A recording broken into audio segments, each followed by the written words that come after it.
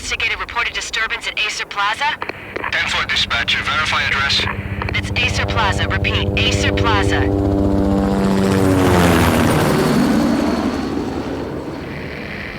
Shots fired on the rooftop. An assault in progress at Acer Plaza. Repeat, an assault in progress.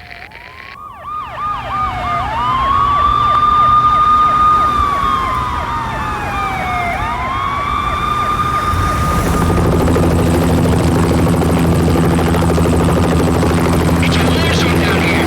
1085 dispatcher, need additional units. Additional units now. Officer in danger. Officer in danger. 10-5, please repeat. 10-5, all units, emergency. Officer in danger, Acer Plaza. Repeat, Acer Plaza, all units. They were all dead. The final gunshot was an exclamation mark to everything that had led to this point. I released my finger from the trigger, and then it was over. To make any kind of sense of it, I need to go back 3 years. Back to the night the Payne started.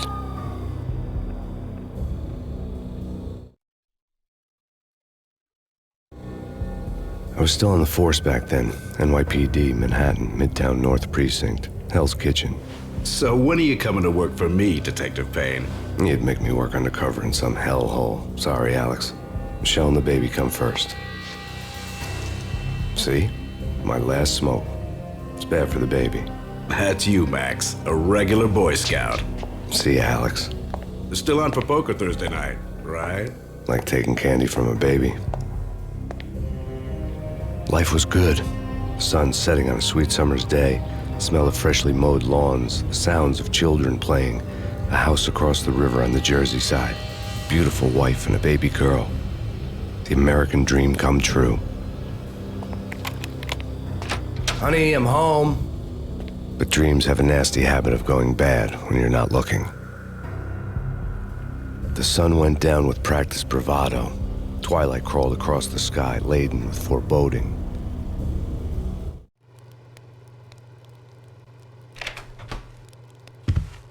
Michelle, honey, anybody home? I didn't like the way the show started. They'd given me the best seat in the house, front row center.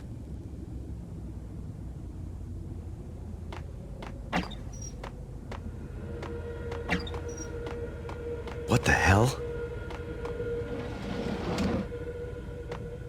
Something ugly had been tattooed on the wall, a map of things to come. It was a poison syringe, a magic tag full of diabolical meanings.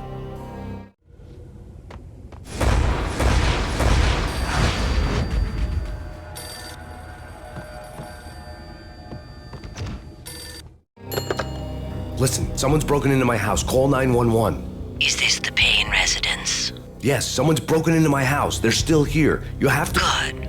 I'm afraid I cannot help you. Who is this? Hello?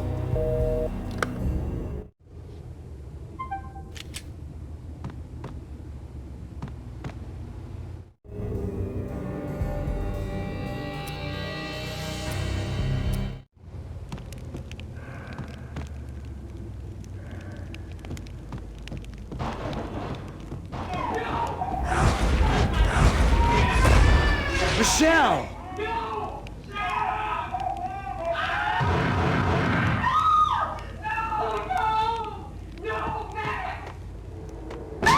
Michelle! Please! Freeze! NYPD, drop it! Coming! It's gonna die!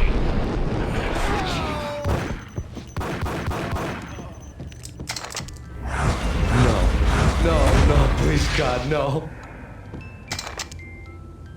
The flesh of fallen angels!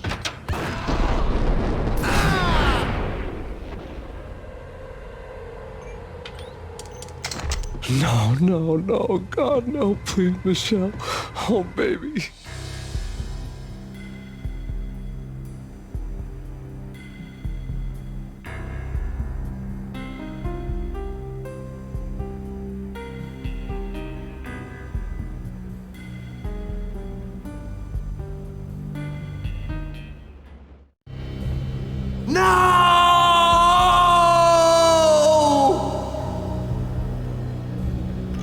That was 3 years ago. Everything ripped apart in a New York minute. The killer junkies had been high on a previously unknown designer drug, Valkyr, V. After the funeral, I told Alex I'd be transferring to the DEA. It took us 3 long years to get a break in the Valkyr case. Then, finally, 2 months ago, a dime dropper tipped us off that Jack Lupino, a mob boss in the Punchinello crime family, was trafficking. I went undercover, infiltrated the worst mafia family in New York.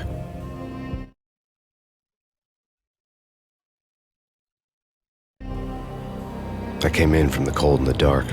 Outside the city was a cruel monster. I've been slowly working my way from the small time to the big fish, trying to get to the source of the drug. Alex and BB were my only contacts in the DEA, the only ones in this decrepit city who knew I was down here. BB here. Something urgent has come up with Jack Lupino. You need to meet with Alex immediately at the Roscoe Street station. I hadn't had a face-to-face with Alex since I'd gone undercover. Outside, the mercury was falling fast. It was colder than the devil's heart, raining ice pitchforks as if the heavens were ready to fall. Everyone was running for shelter like there was no tomorrow. It didn't get any better when I got to the subway. The feeling hit me like a point-blank shot straight in the face. Something was not right about this. My Beretta stirred nervously under my coat, but the train doors had already shut behind me, and I was in for the ride. Next stop, Roscoe Street Station, and Alex.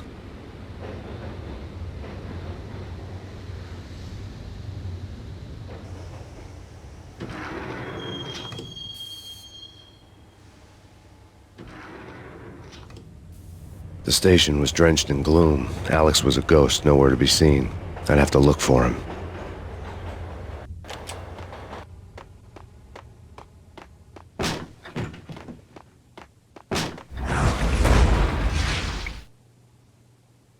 Death was in the air at Roscoe Street.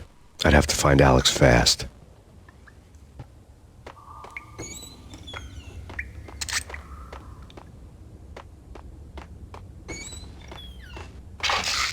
The pills would ease the pain.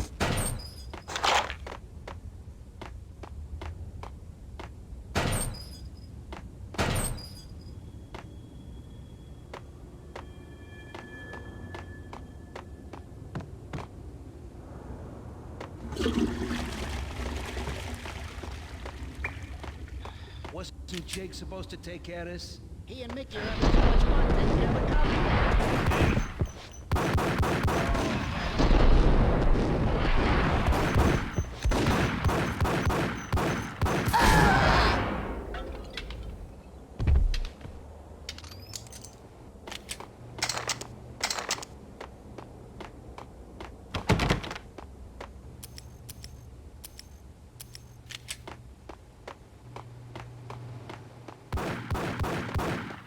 Yeah, he's dead old. Hey!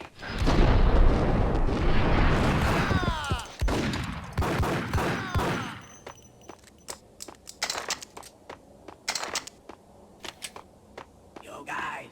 Yo, guys. Hey. Hey, yeah!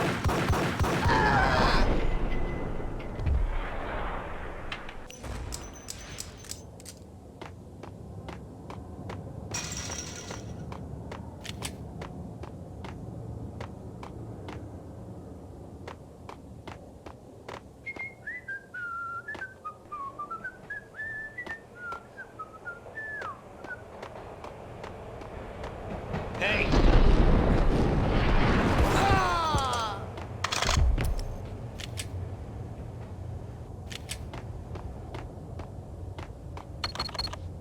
The security panel let out a mocking cackle. I'd need the right code. You're asking for it. Take it easy. Hold it!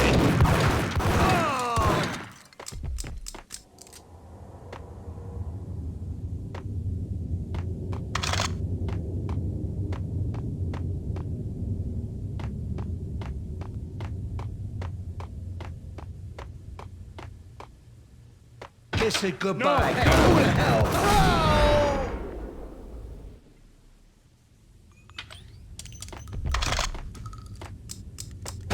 You saved me, man. What's going on here? A massacre. These armed thugs just appeared from nowhere. We need to get help. I can make the call from the control room 1 floor up. Can you take me there? Sure, sounds good. Follow me.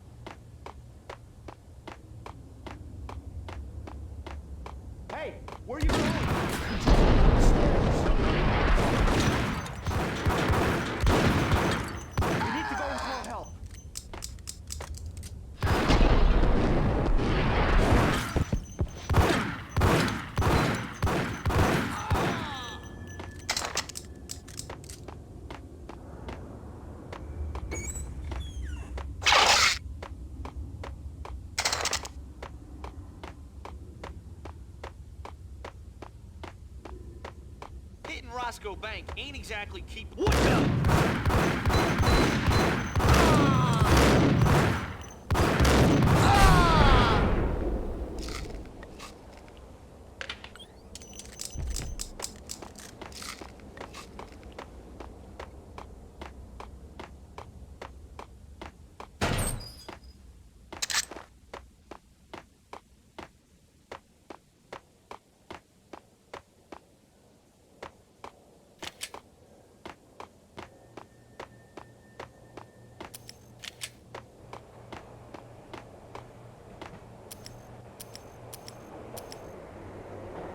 Home free. This way.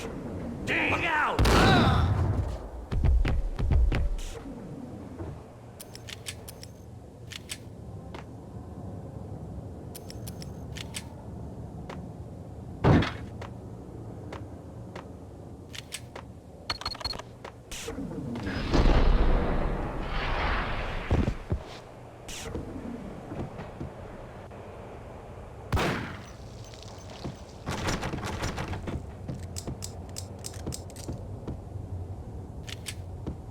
Whack the sucker!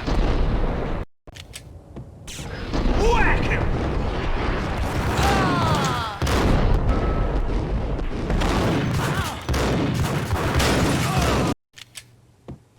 Whack the sucker!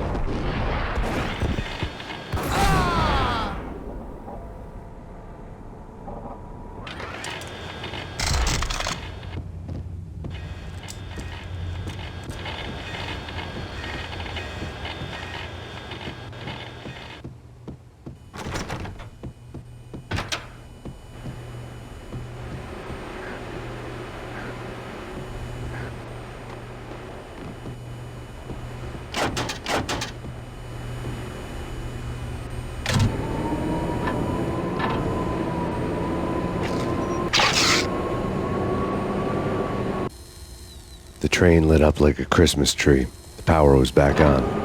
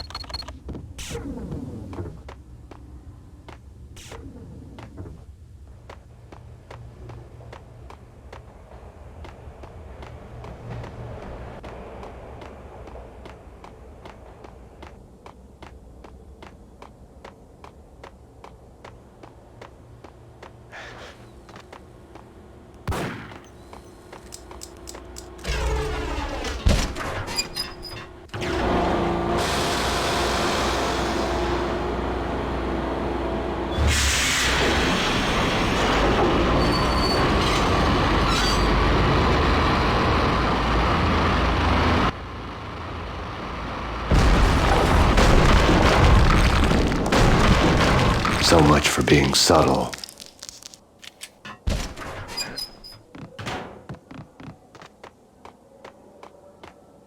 What the hell?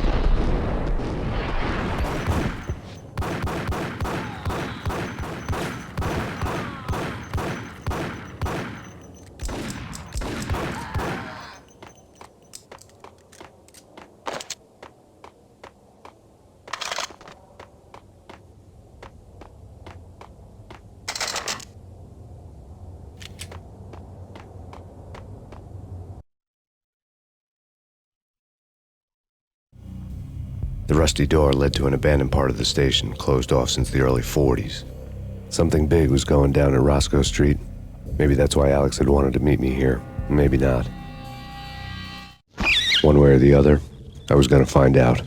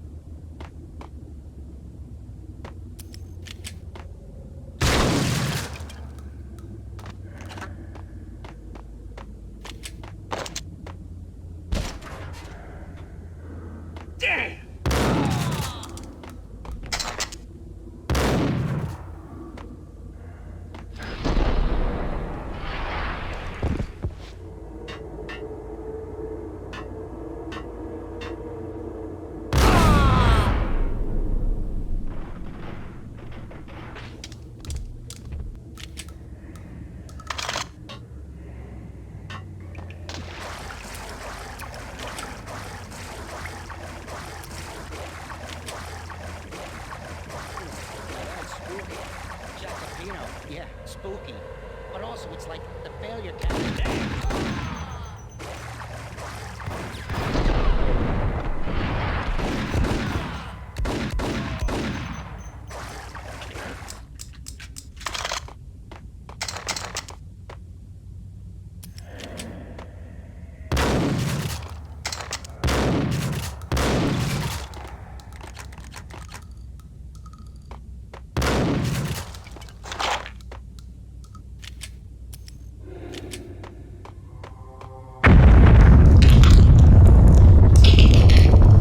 What the hell was that?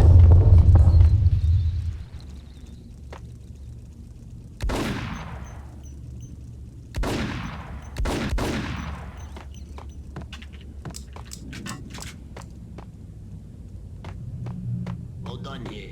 Give me the detonator. What are you talking about? The detonator. I thought you'd bring it. You were supposed to bring it. Yeah, right.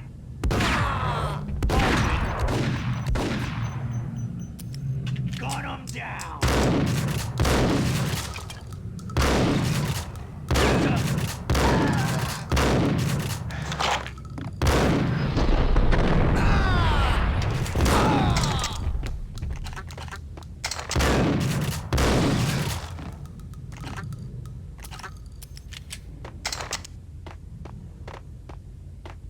The door had been welded shut ages ago and the bomb was missing a detonator.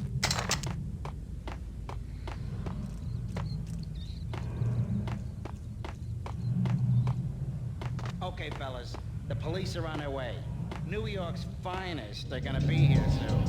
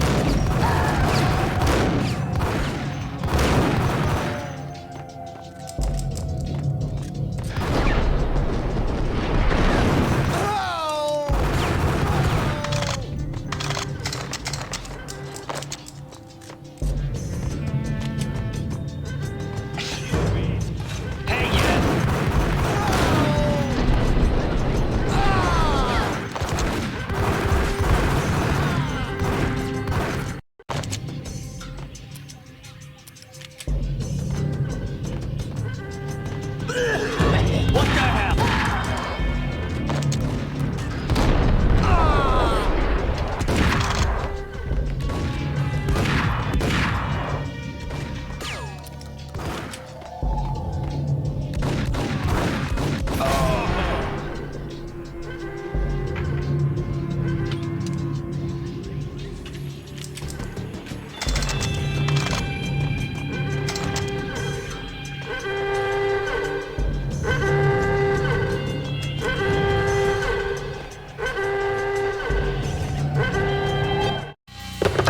We come to you now live from the crime scene.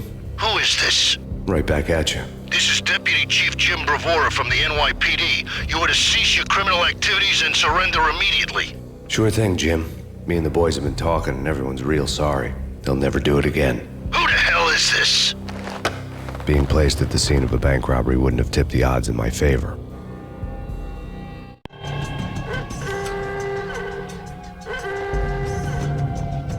The bank robber's score lay on the table.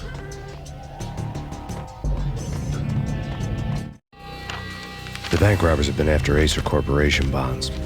The Acer success story had recently been on every channel and on the cover of every magazine.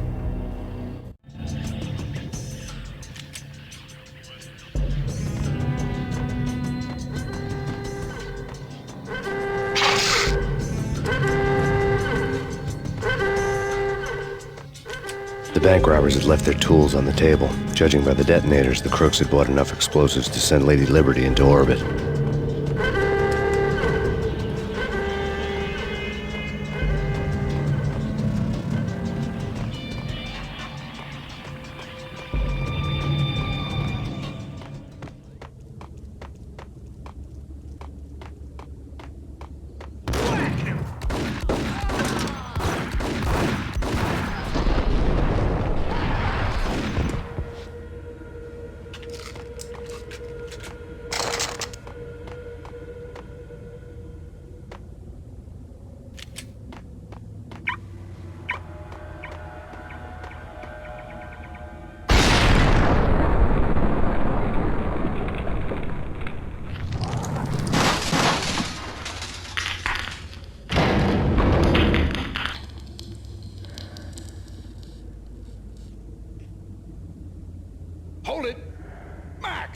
Jesus, you almost gave me a heart attack. I nearly shot you. Alex, I'm glad to see you. What the hell's going on? There are more corpses here than at the city morgue. It's an armed robbery, a tunnel job straight to the Roscoe Bank vault through the old station wall. Is this why? This is Lupino's gig? This is Lupino's doing? Lupino's men? Really? You sure know how to pick a place? Can you get through? No, it's locked. We gotta get out of here. If it's Lupino, it's... Alex? Alex! There was nothing I could do. He was dead. I could tell by the empty, accusing stare of his eyes.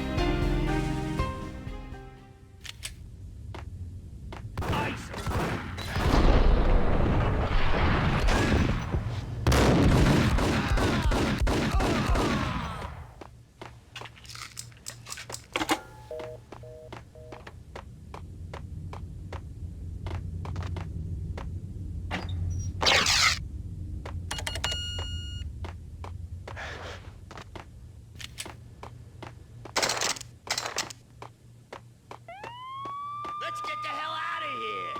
Hey, you got that!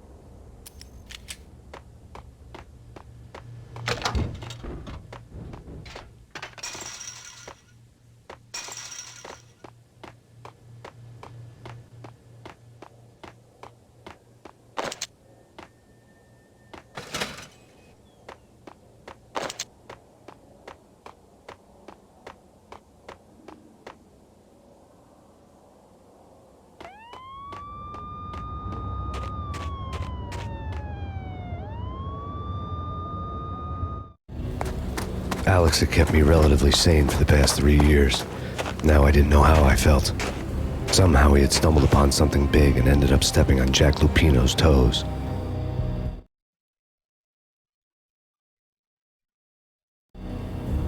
Lupino ran his racket of sex, drugs, and contract killings from a sleazy hotel in a slum block of tenements. The NYPD was closing in. I could hear the sirens. Their wail was a crescendo. Lupino thought he could get us by taking Alex out and leaving me to take the fall for it. All he had gotten was my attention.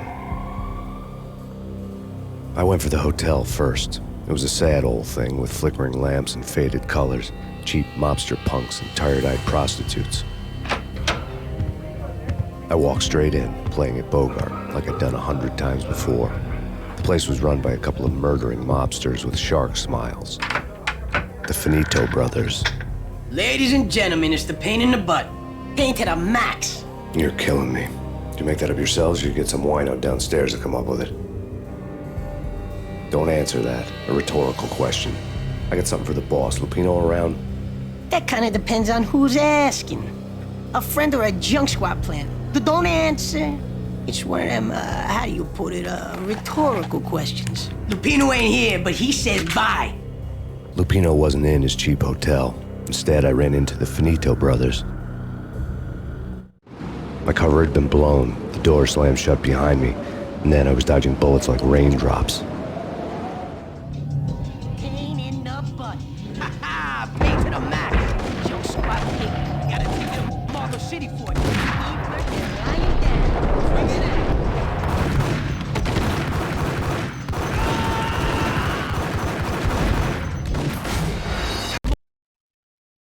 City for it. Lying down.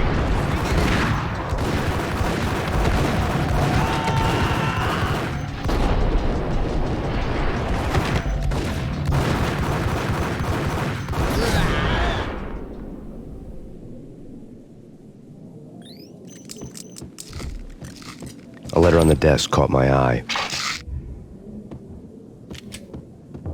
Bosses! Everything all right? Bosses! Joey! Vigilio! I had met Lupino only once. The gangster ran all his rackets through his right-hand man, Vinny Gagniti. Gagniti was a high-strung whiner on the verge of breaking apart, like an overamped Energizer bunny. He had the brains to run the business, but he lacked the balls, always falling short, taking his frustration out on underage addicts and call girls. The V deal goes down at your hotel. Jack's exact words, quote, "Vinny, you're in charge of this one," unquote. Rico Muerte's coming to see it through. Anything goes wrong and everybody's gonna get dead. Goes double for you. Treat this guy real good. Anything he wants, you give him. Don't screw this up or you're finito, finitos. A V deal meant added security, locked doors, and lots of nervous thugs with itchy trigger fingers. I'd seen nothing coming in, but that didn't mean it hadn't been there. Rico Muerte was a regular Kaiser Soze, a spook story told to keep the apes in line. 313.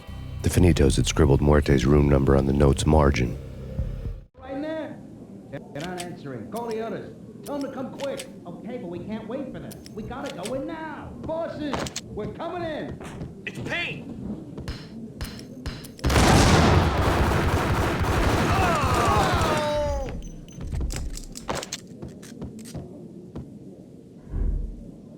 They're not answering. Call the others. Tell them to come quick. Okay, but we can't wait for them. We gotta go in now. Bosses, we're coming in. It's Payne!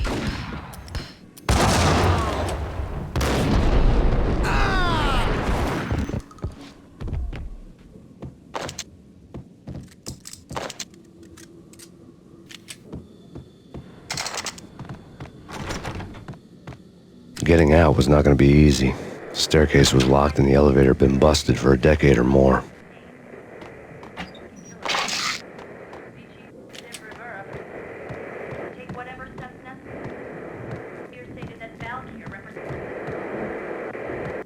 In his press conference today, the mayor stated that Valkyr represents a clear danger to New York and called for drastic actions to eliminate the problem.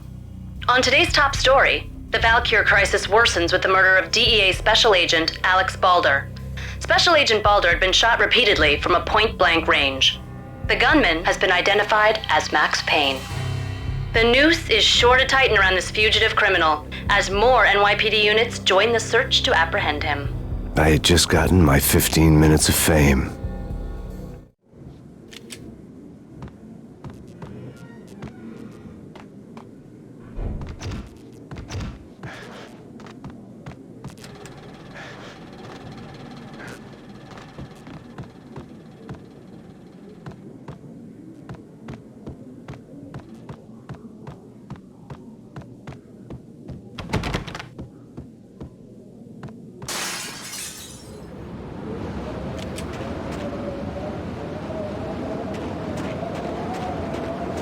Something's wrong with the bosses. Payne's there and they're not. Yo!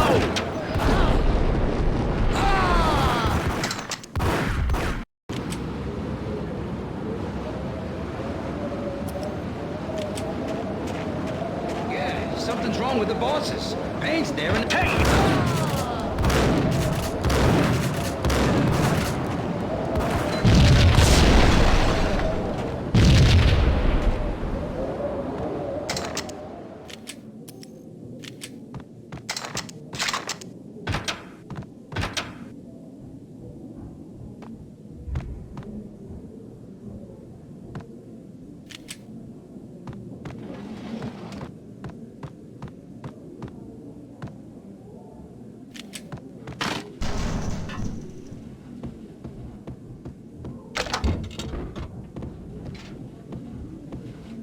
Yo!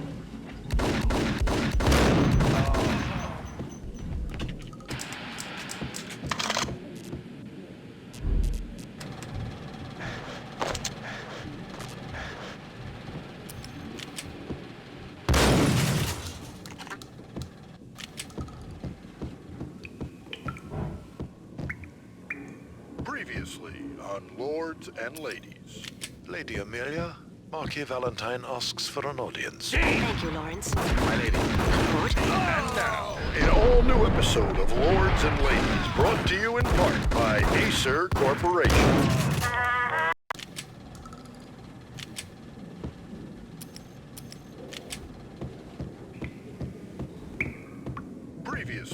on Lords and Ladies. Lady Amelia, Marquis Valentine asks for an audience. Thank you, Lawrence.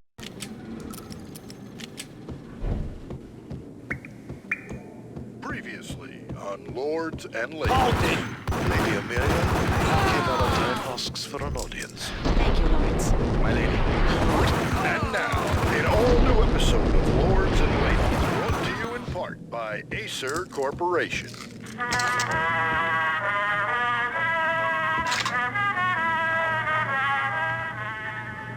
My lady. My lord? My lady, there is a matter of great importance I must bring to your attention. My lord, there is? Indeed, my lady, there is indeed. From the very first moment we met, upon that distant forest path, there has been sunlight in the autumn leaves.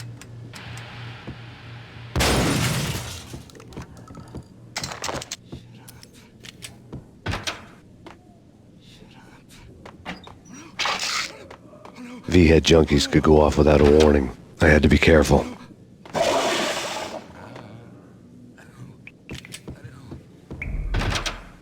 It's Payne! Whack the son!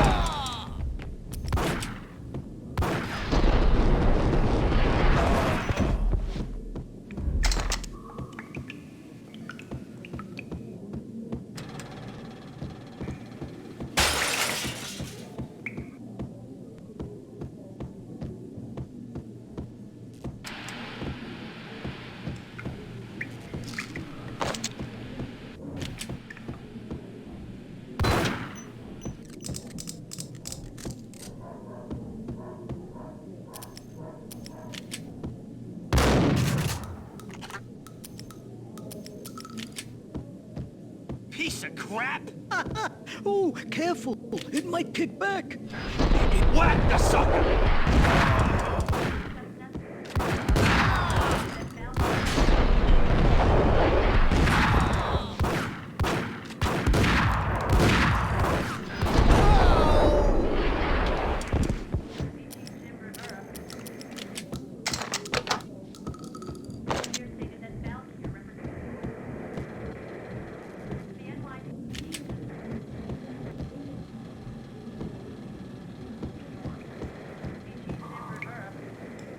I think I died. I think I'm dead. It's coming. It's coming. The flash. Whack the sucker!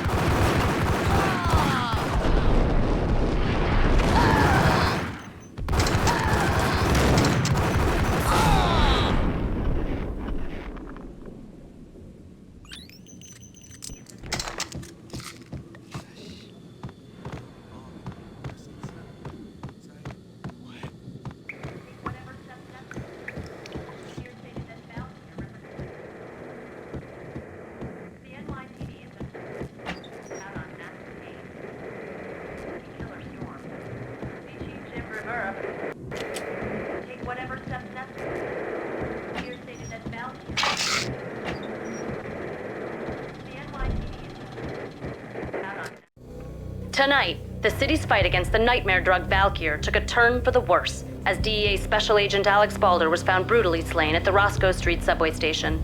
A suspect was seen leaving the site only moments after the shots had been fired, and the NYPD is currently in pursuit of Max Payne, a repeated felon believed to be armed and extremely dangerous. And now the weather. The worst winter storm in recorded history continues to pound the city.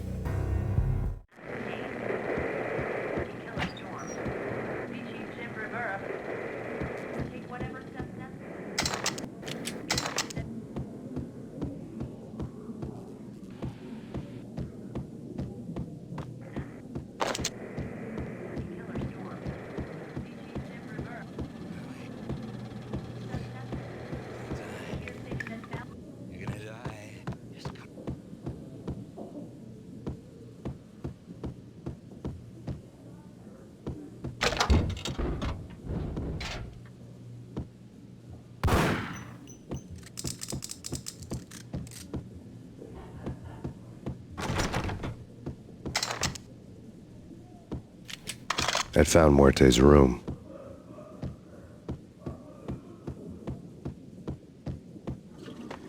Hey, yeah. I'd found Muerte's room.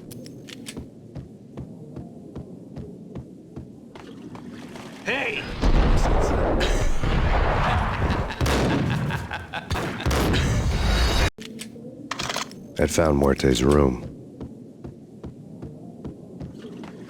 Hey!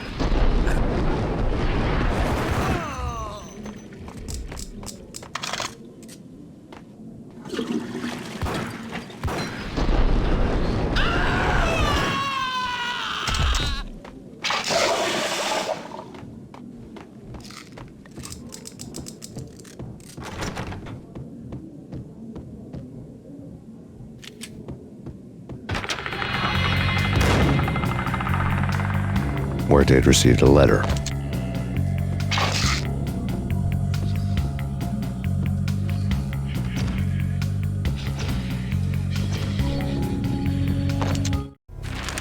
Our investigation had turned up nothing to link Angelo Punchinello, the head of the Punchinello family, to Valkyr.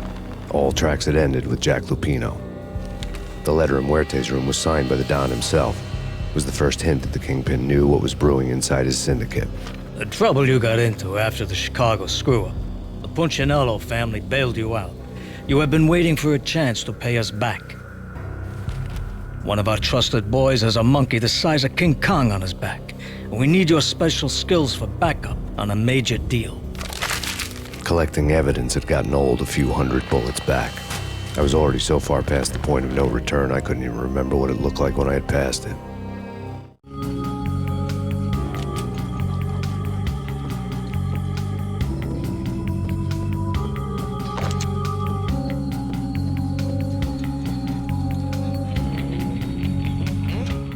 Ice him!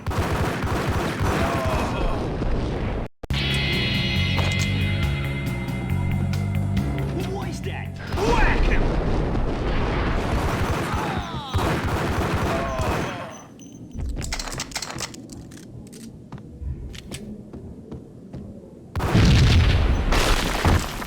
Yo! Hold you. God damn! Hold it!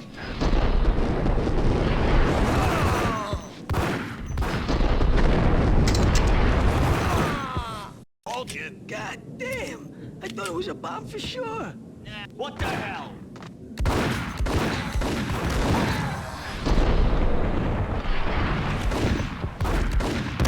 Hold you. God damn! I thought it was a bomb for sure. Nah, the Russian wouldn't dare. This has been waiting to happen. What the?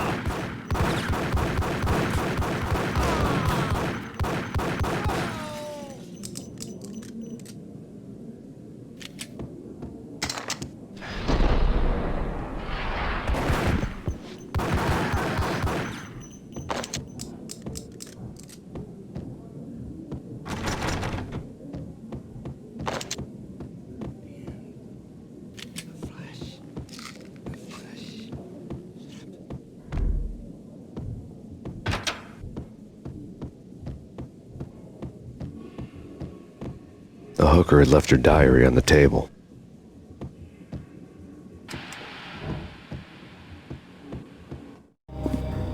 The diary belonged to a hooker named Candy Dawn. The read would have made a vice cop blush.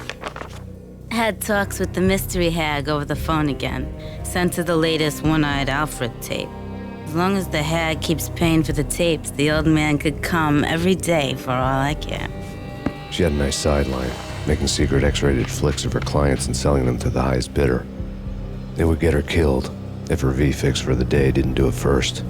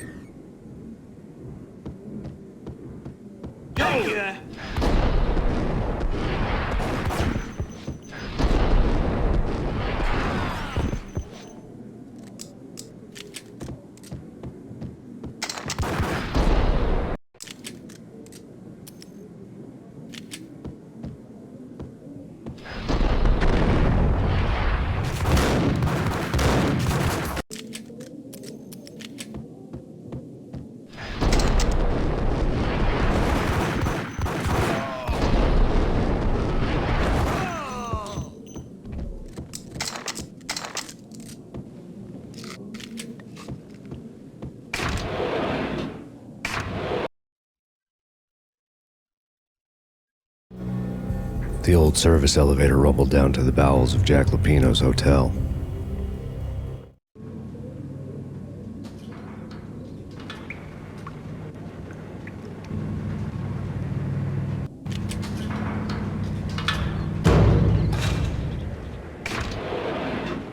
It was freaking crazy.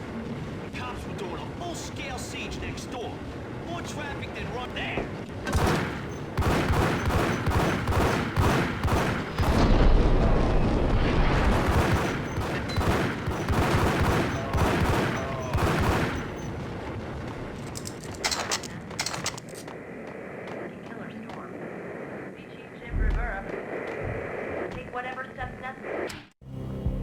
A winter storm warning is in effect in the whole tri-state area, as both freezing rain and heavy snowfall continue. Many roadways are already closed, and people are advised to stay indoors. The severe blizzard has ravaged New York for 3 days now, with no end in sight. We'd been snowed from the start in the Valkyr case. The forecast said there was plenty more where that had come from. But the snowbound city was on my side. Less chance of innocent bystanders getting caught in the crossfire.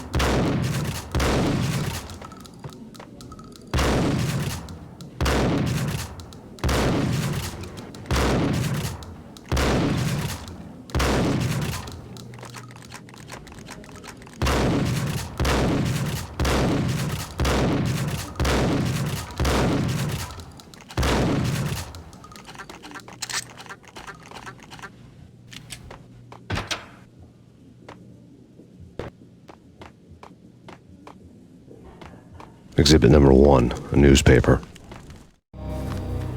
A dead man tied to a chair lay on the boiler room floor. Captain Baseball Bat Boy has an unbeatable track record in superhero death matches. But a 6-pack of root beer gets me every time. The murder weapon was a baseball bat, now lying in a pool of drying blood next to a newspaper folded open on a Captain Baseball Bat Boy comic strip.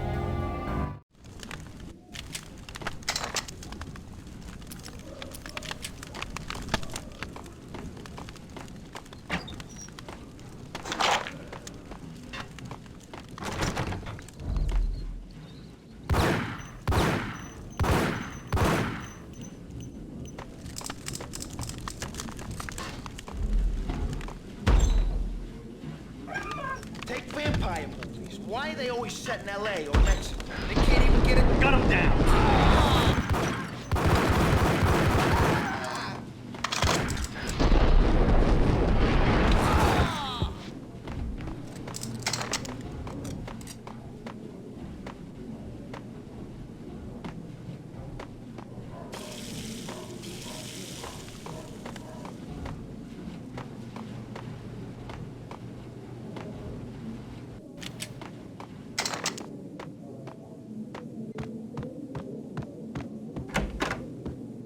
Chill with the guns.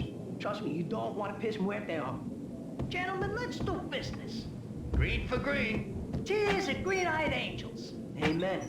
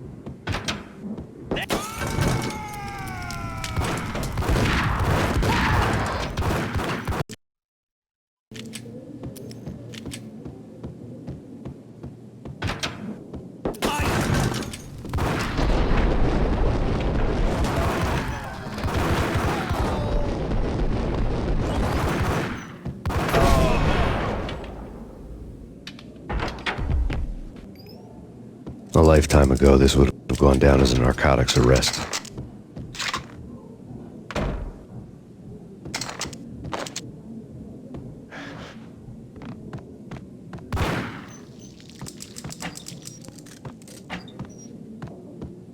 There was a key on the table.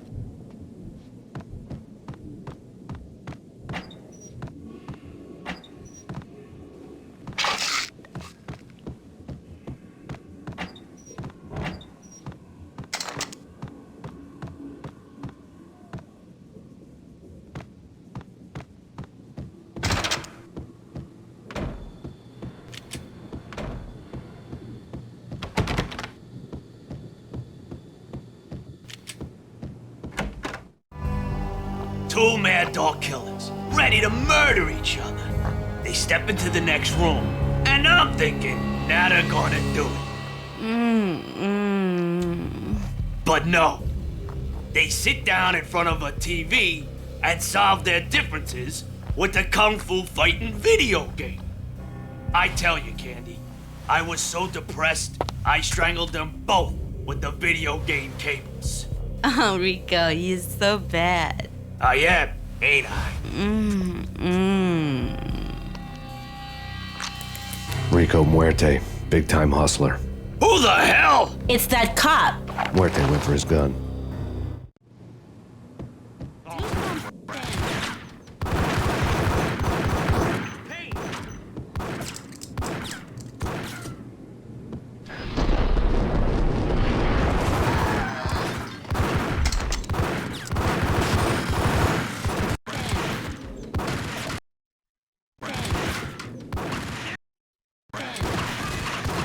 It's Payne.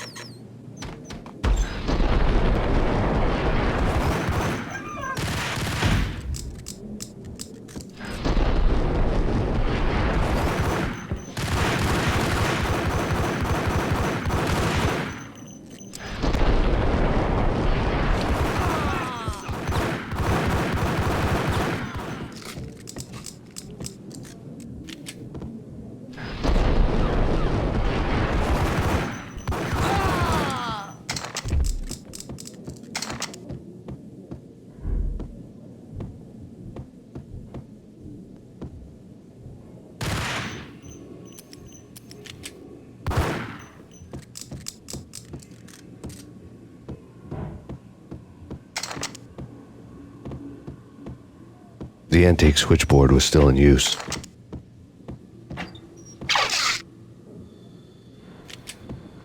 There was an old telephone switchboard in the back room of the reception area, the kind that made phone tapping child's play.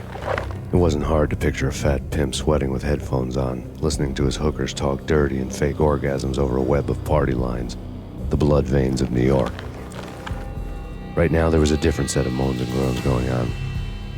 Boss, Corneli, this is Max Payne. He came, started capping us. He killed her. Are you freaking kidding me? He's just one lousy cop. You better be freaking kidding me. Whack him. What's the freaking problem? Hello? Answer me. Hello?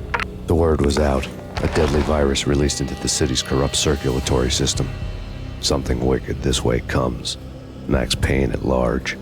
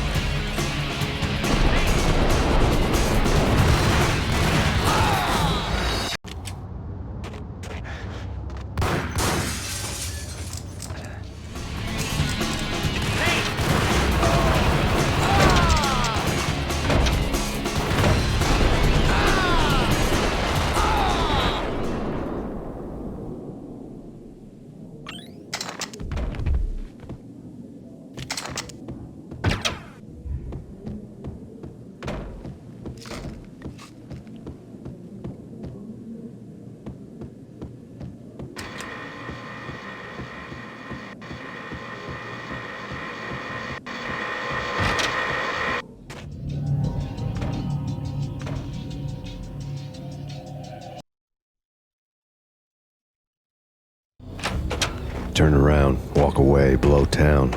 That would have been the smart thing to do. Guess I wasn't that smart.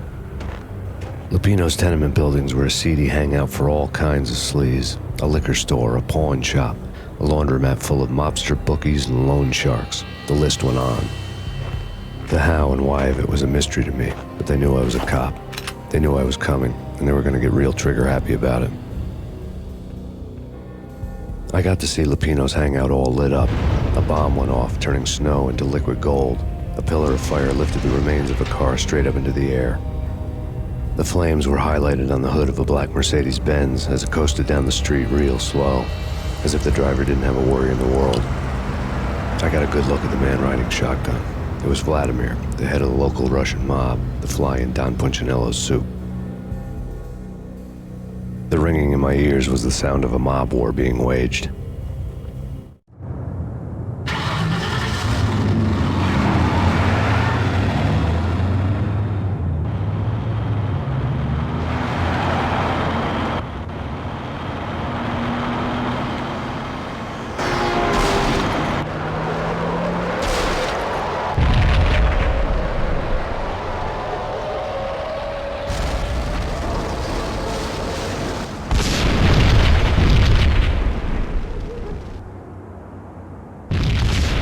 Another bomb exploded inside the closest slum building. It was a lucky break.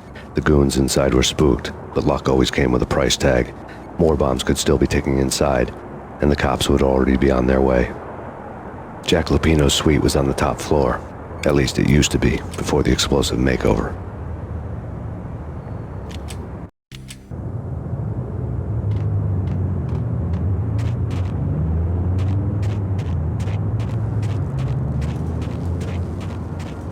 I don't know, man.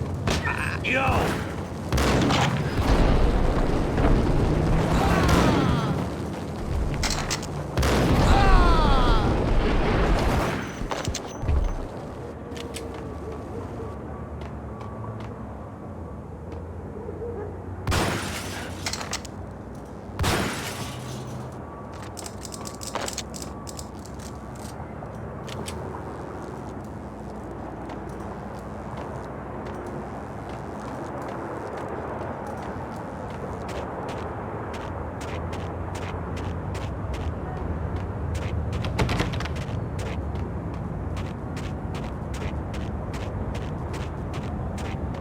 The headlines were a depressing read.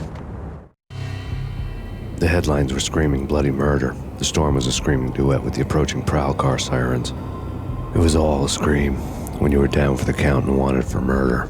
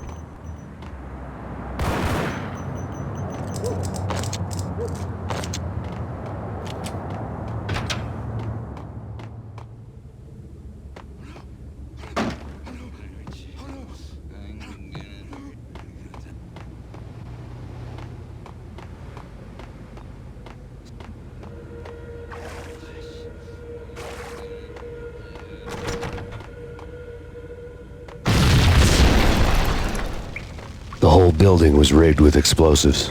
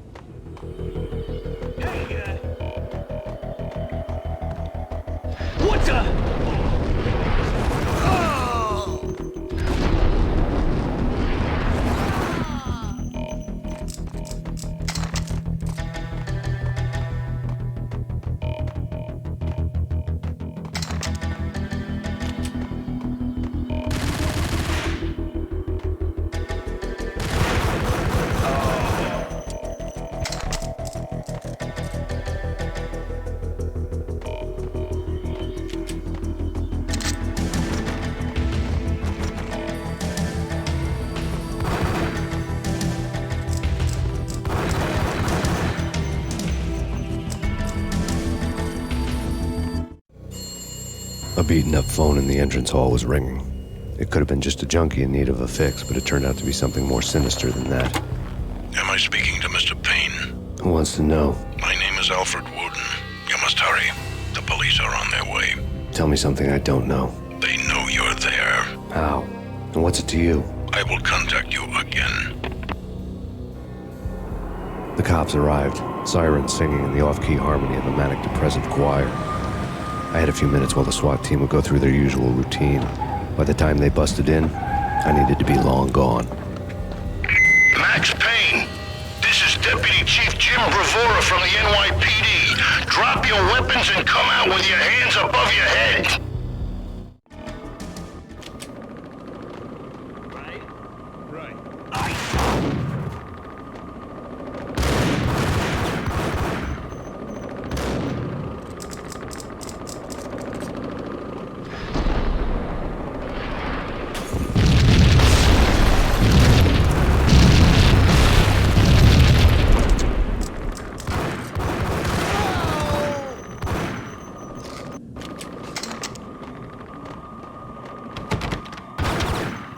Someone had left a letter on the counter.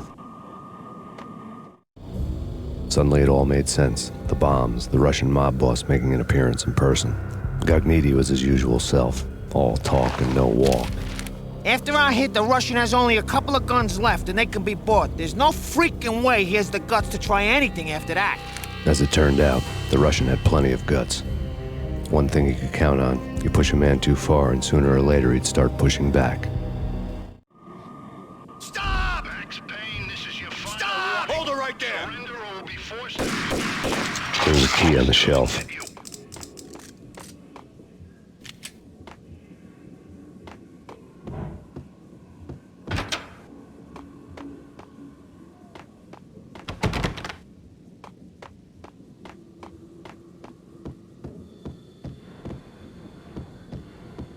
A locked door barred my way. I needed a key.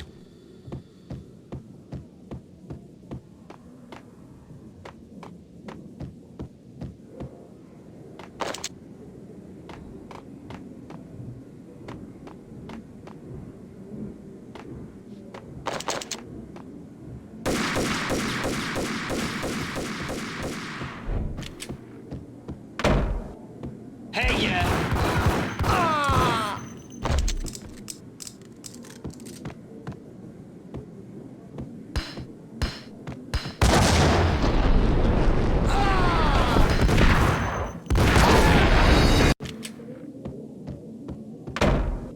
What the?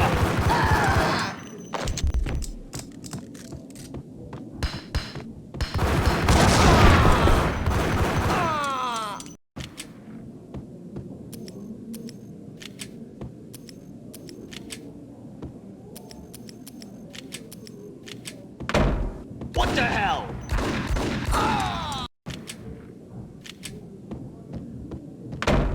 Hey, yeah.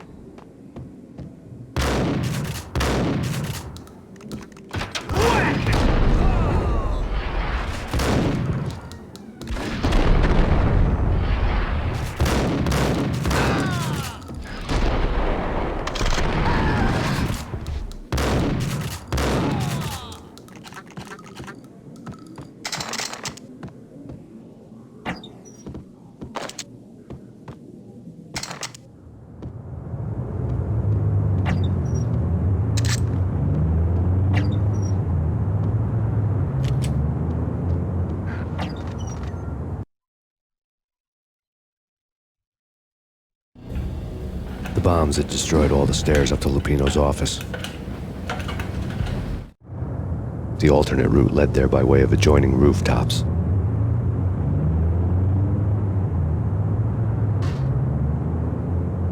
It's never been this cold. Never ever. It's like the sky's falling. Yes, sir. It's the end of the world as we know it. And I don't feel fine. I don't feel anything. Not a thing.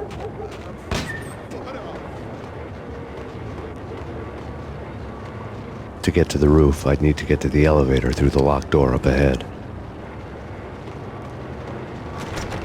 Pizza delivery. Never seen you before.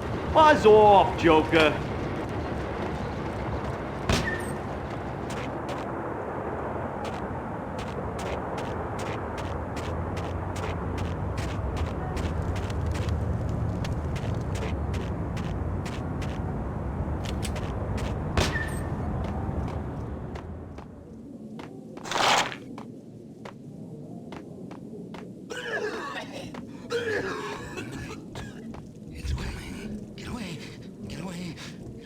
Max Payne!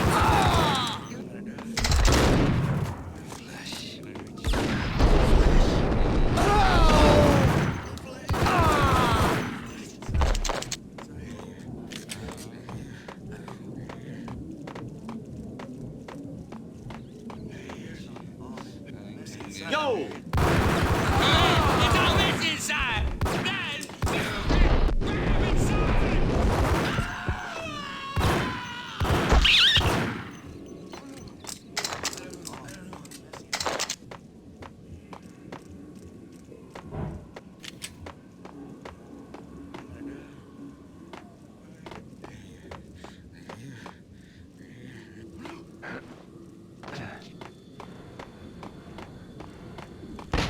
No, don't shoot. I ain't. You know the clowns at the laundry? Me?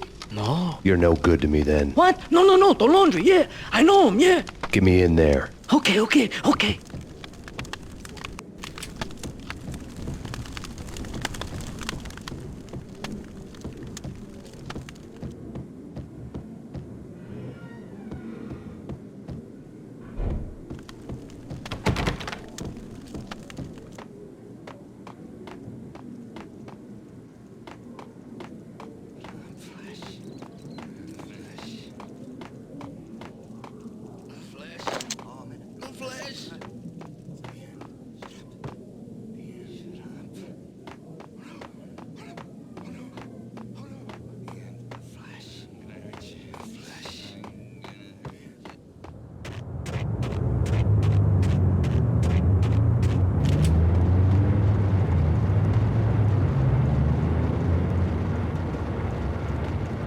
It's me. Open up. Let me in, quick. Not so fast. The password. John who? Come on. Okay, John Woo. All right. Come right in. It's a trap! It's Payne! Hey!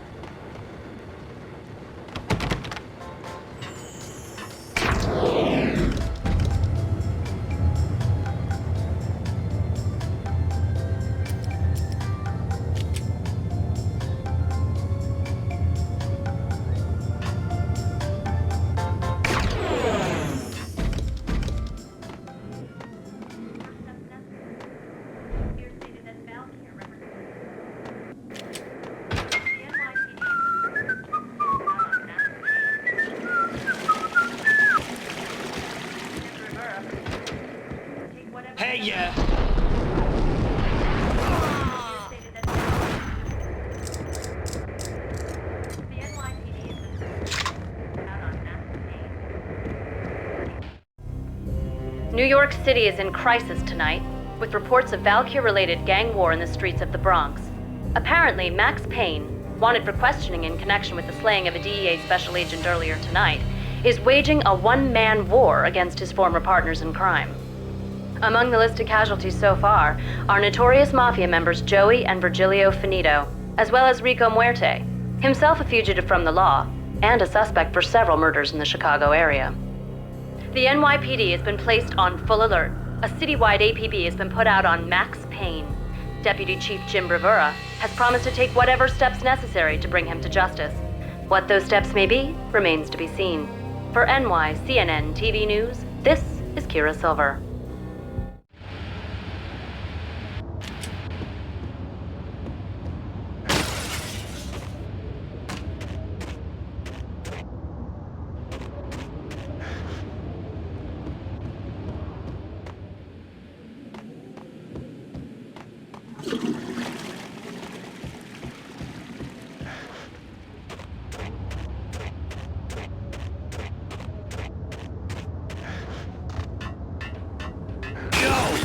Address unknown.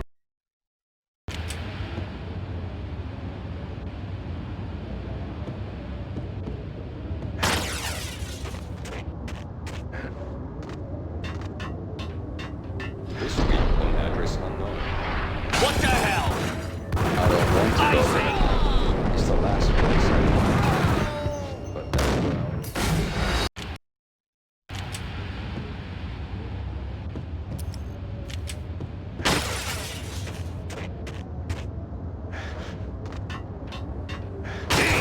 Address unknown.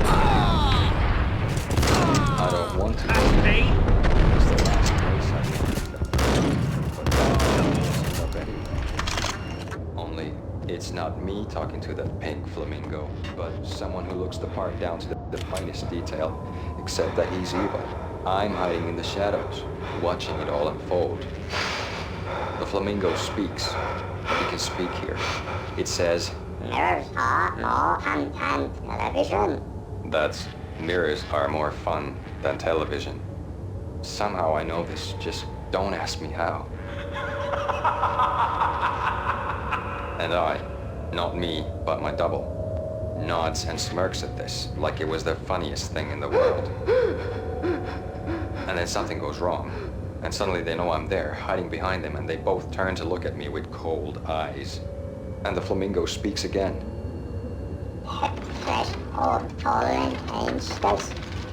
I have no idea what that means.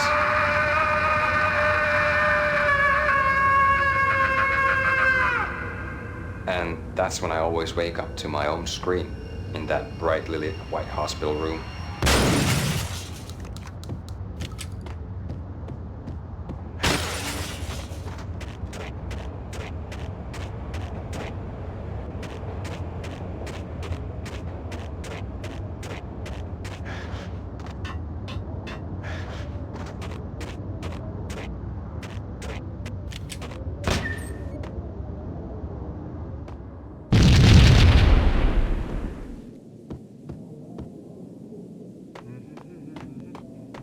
Red, blue, or green? It's always red or blue in the movies. So, green? No, not the green.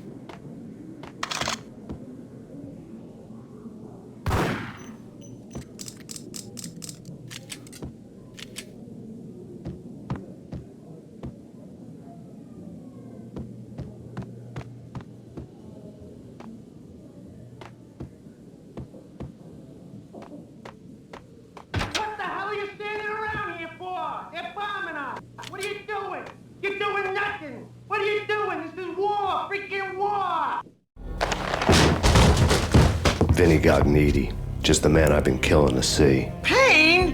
Freaking fed! I knew from day one there was something screwy about you. What do you think you're doing? You're a freaking cop. You ain't got squad on us.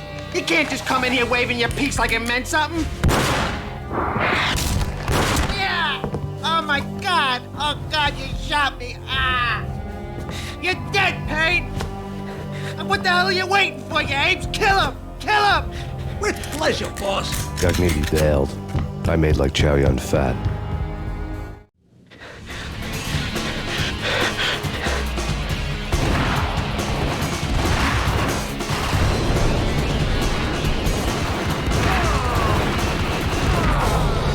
What are you doing? You're doing nothing!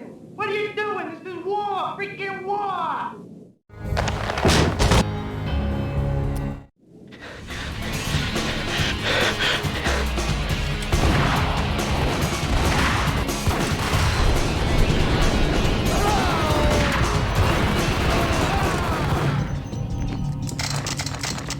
A crumpled letter. The letter was addressed to Don Punchinello, but Vinny had never had the nerve to finish it. Jack's gone voodoo. Just the other night, he shot Dino because he wanted to see what his brains looked like splattered on the wall. He's a freaking mad dog. We're running out of men and business fast. Gognitti had been living in mortal fear of his boss. Jack Lupino was a psycho. It lay on Gognitti's desk.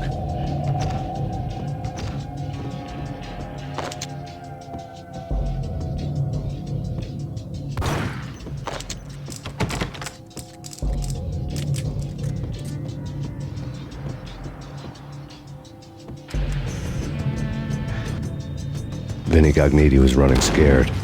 He could run, but with a bullet in his stomach like a broken bottle of Tabasco, he was quickly running out of time.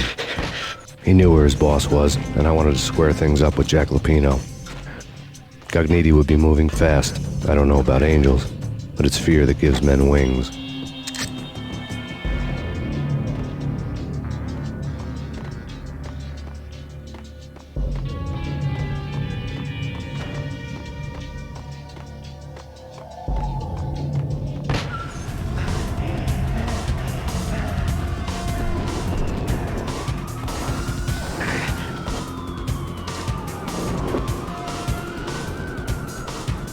Gognitti hitched a ride. To catch him, I'd have to follow his lead.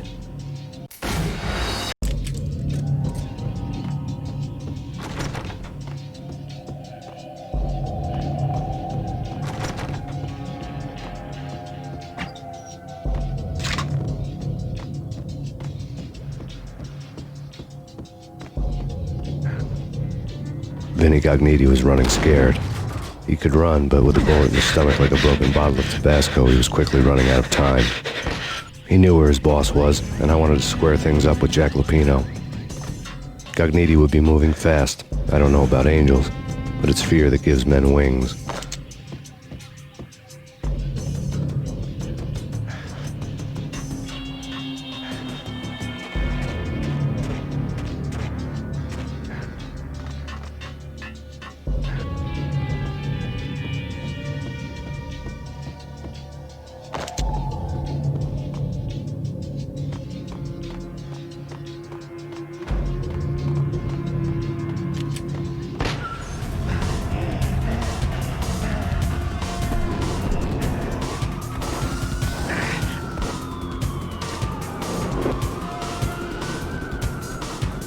Gognitti hitched a ride.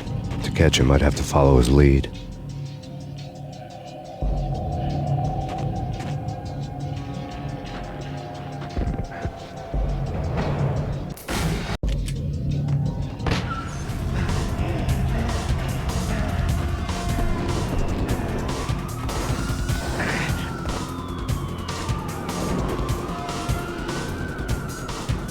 Gognitti hitched a ride.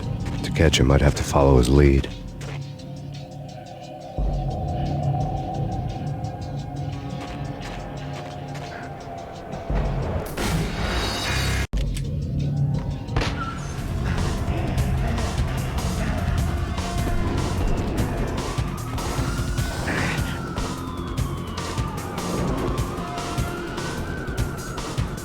Gognitti hitched a ride. To catch him, I'd have to follow his lead.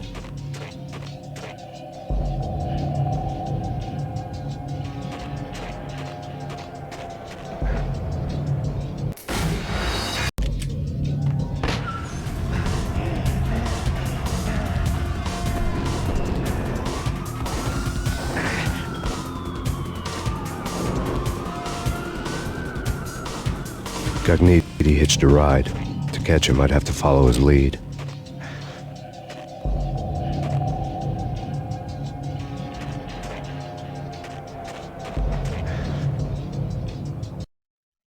He hitched a ride. To catch him, I'd have to follow his lead.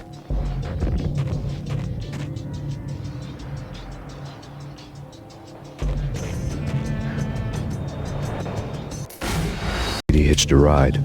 To catch him, I'd have to follow his lead.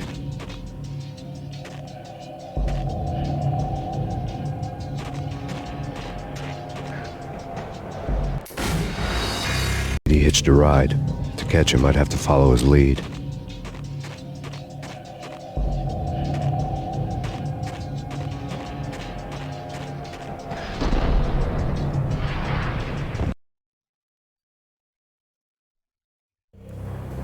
This was my second train ride of the night. The way it started didn't promise anything better than the last one. Freezing wind tearing at my face like sandpaper and razors, ice hard and slick under my hands and feet. And somewhere in the background, the wail of sirens, the city howling after me. New York sped by in fast forward. Dark rooftop water towers and a dead forest of antennas and chimneys, all a blur. When the train he was riding slowed down, Gagnetti made his move.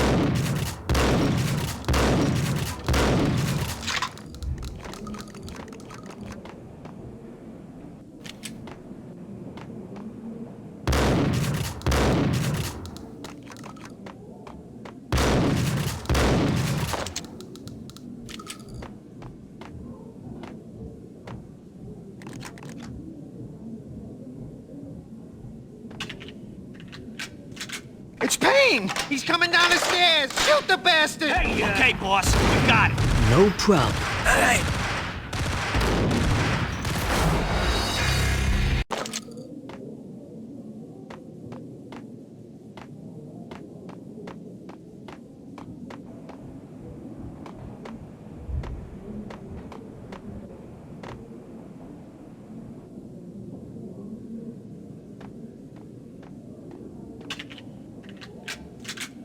It's Payne! He's coming down the stairs! Shoot the bastard! Okay, boss, you got it. No problem. Hey!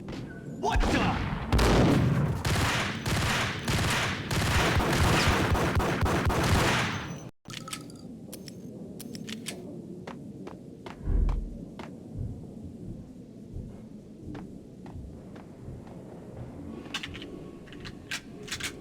It's Payne! He's coming down the stairs! Shoot the bastard! Okay, boss, you got it. No problem. Hey! Hold it.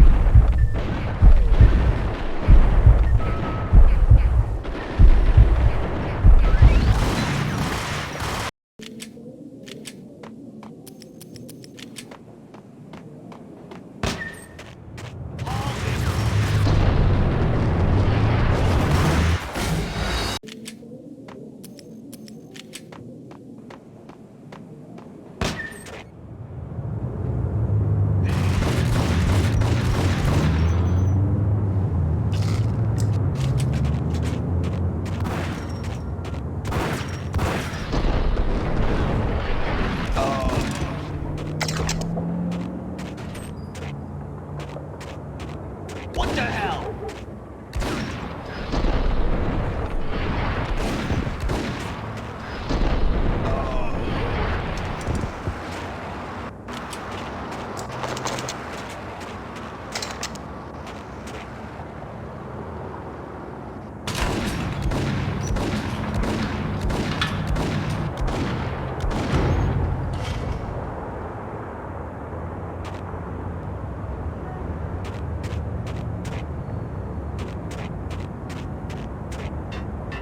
Yo!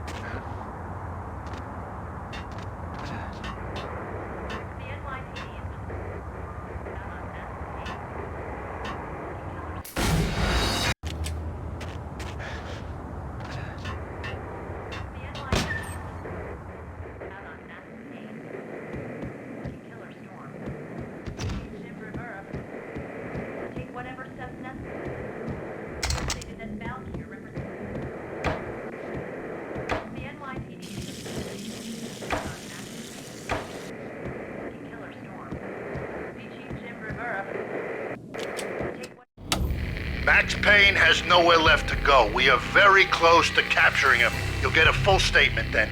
Right now, I've got better things to do, ma'am. That was Deputy Chief Jim Rivera from the NYPD with no further comment at this time. Apart from his suspicious food habits, I figured Bravura to be one of the good guys. Fate had just dropped us on different sides in this. But when it came to capturing me, he was way out of his league. I had already ditched the cops a couple of rooftops back. For now.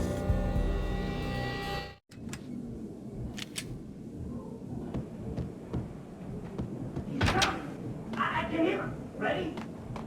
Keep your guns pointed at the door. Okay, this is it. Any moment now, Payne's gonna bust through that door with more.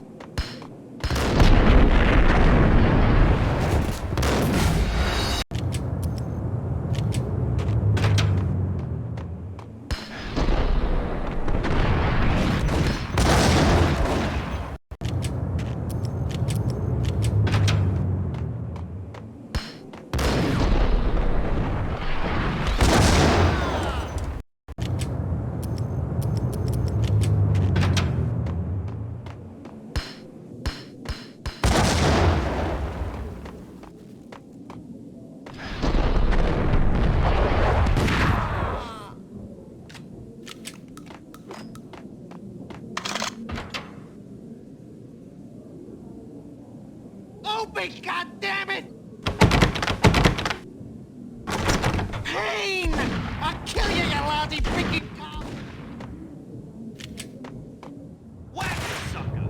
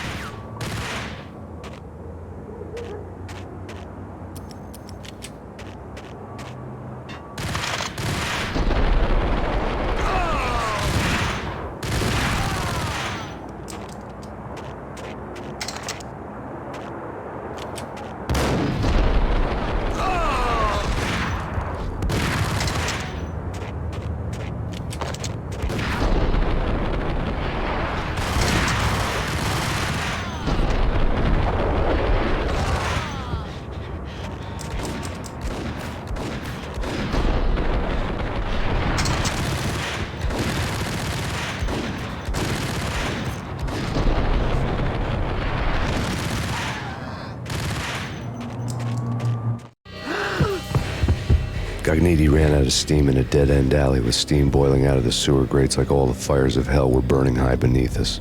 It was shakedown time. Where's Lupino? Screw you! Bad start, Vinny. Police brutality! I rate pretty high on that. You can't just hurt me in cold blood?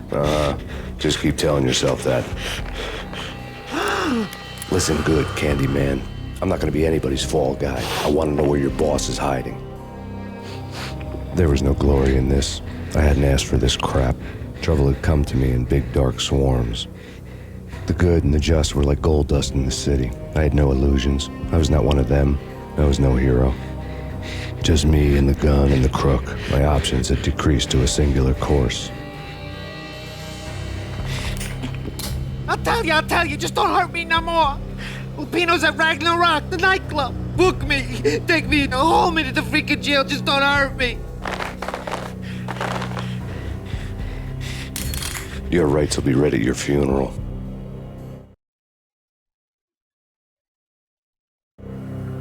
Ragnarok was Lupino's private nightclub, a den of drugs built into an old theater.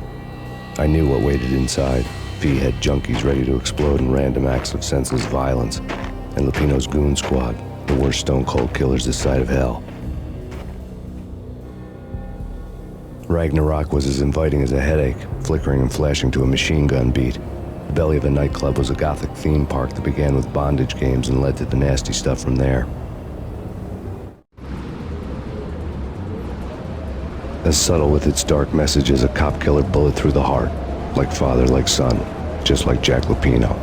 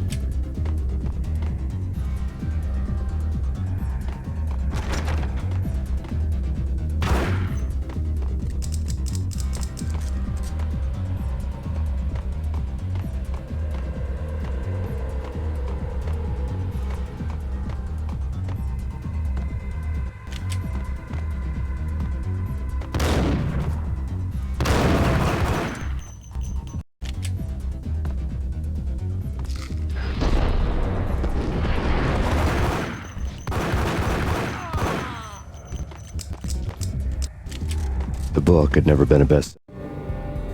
Given the setting, I was surprised to find that somebody had been passing time reading. The paperback was entitled, The Age of Murder and Storm. The blurb on the back mentioned Norse mythos and Ragnarok, the end of a Viking world with a terrible winter that covered the earth in ice, when vile crimes were rampant and all humanity lost. I could see how somebody impressionable might get it into their head that we were at the end of time. I was also beginning to see what the nightclub and its owner were all about.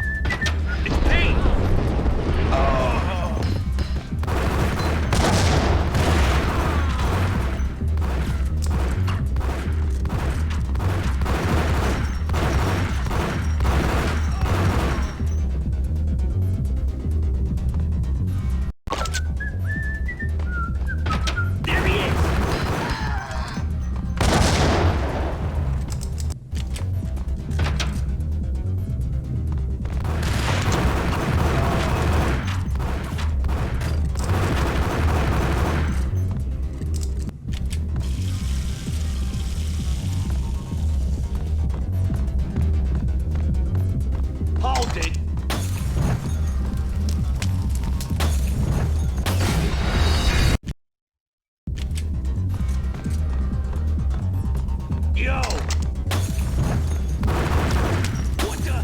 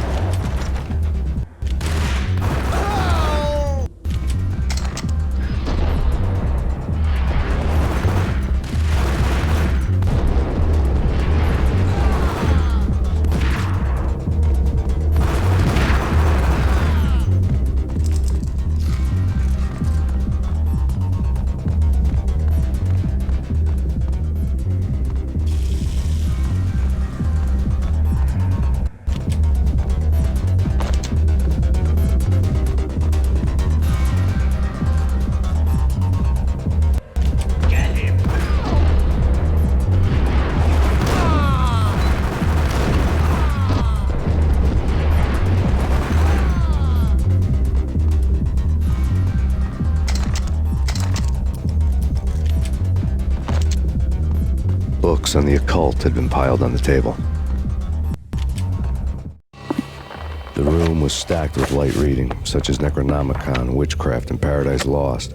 Old exotic titles like Malleus Maleficarum and De Umbrarum Reini Novum Portus. Books with pentagrams on their covers, all dealing with the occult and the infernal, lying between stacks of horror videos and a couple of Ouija boards. The only thing I could take seriously was the thought of Lupino taking it seriously. He had been spending a lot of time getting intimate with the guy downstairs.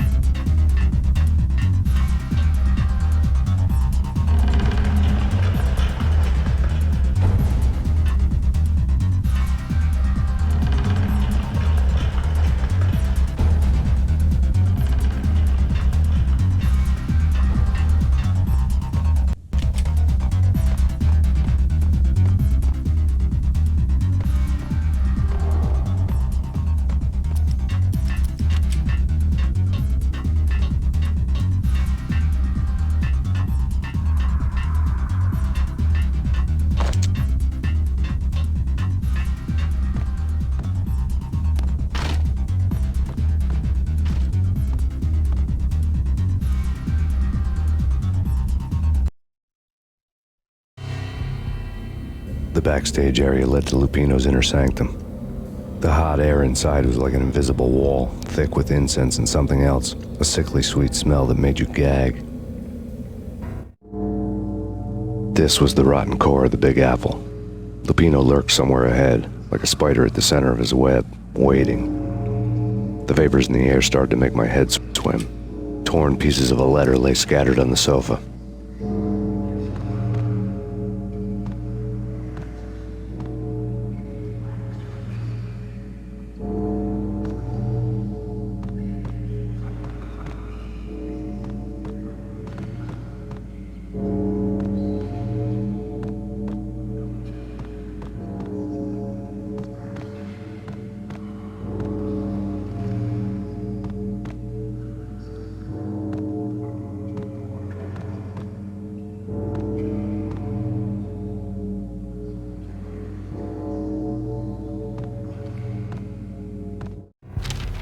Punchinello had threatened Lupino in writing. The note had been torn to pieces, bloody fingerprints all over them. Don't want you to think that one of my boys is not playing with a full deck. Shape up, Jack. We are running a business here. I'd hate to send the trio to strong-arm you. The trio were the Don's notorious henchmen. It was obvious that Lupino hadn't been intimidated by the threat.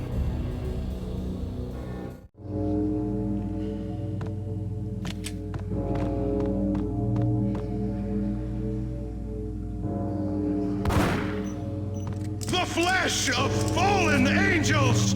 Come to me all! Astaroth, Beelzebub, Asmodeus, Baphomet, Lucifer, Loki, Satan, Cthulhu, Lilith, Ella!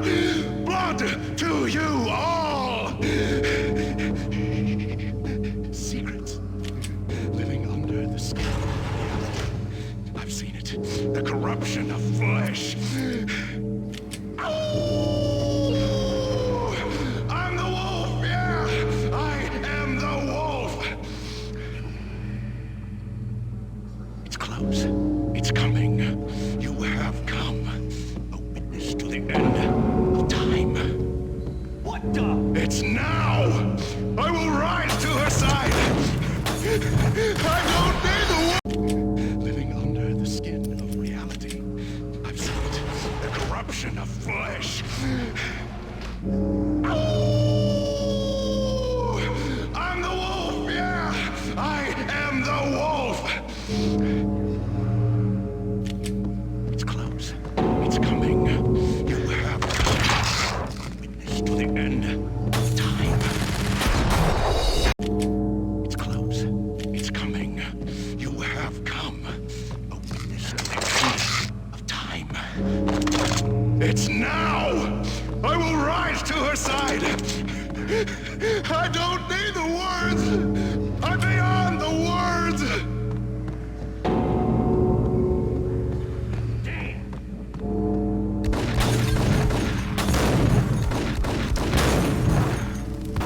I'm beyond the words!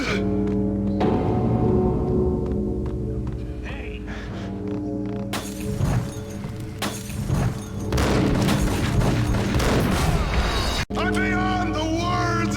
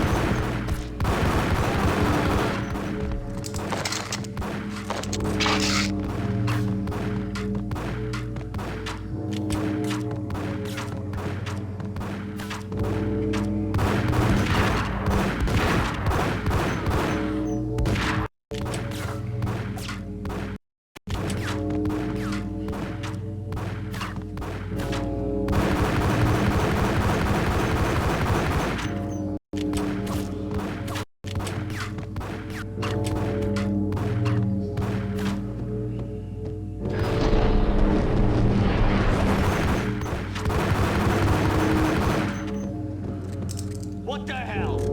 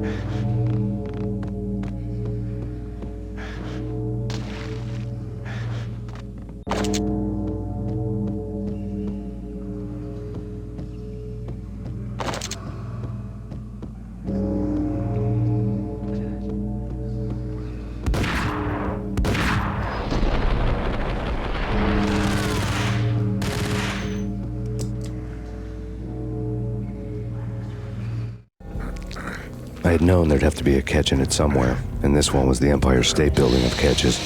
Lupino was pumped up and dying to go 15 rounds with a mutant alligator. And then he started this spooky monkey talk, straight from a bad dream. Mine. I have tasted the flesh of fallen angels. I've tasted the devil's green blood. It runs in my veins. I've seen beyond a world of skin, the architecture of blood and bow and arrow. Death is coming! She is coming, and hell follows with her. This is the twilight winter. I am ready to be her son. Her time is now, and all who stand in her way must die!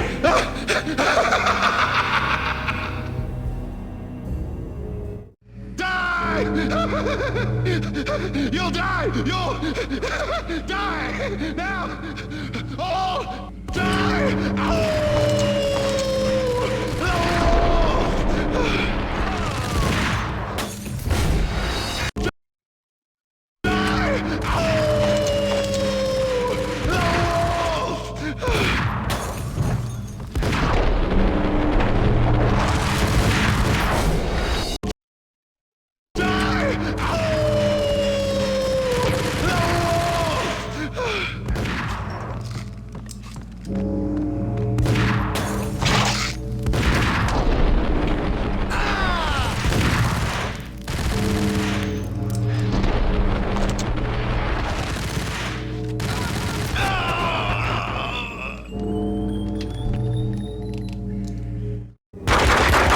Pino finally went down. I wanted to make real sure he'd stay that way. V was a bad monster. Turned them into friggin' zombie demons from outer space. I think he's dead already. Huh? And that's when it happened. But dead or not, you've got the wrong guy. In stepped this knockout femme fatale holding a gun to my face. I returned the favor.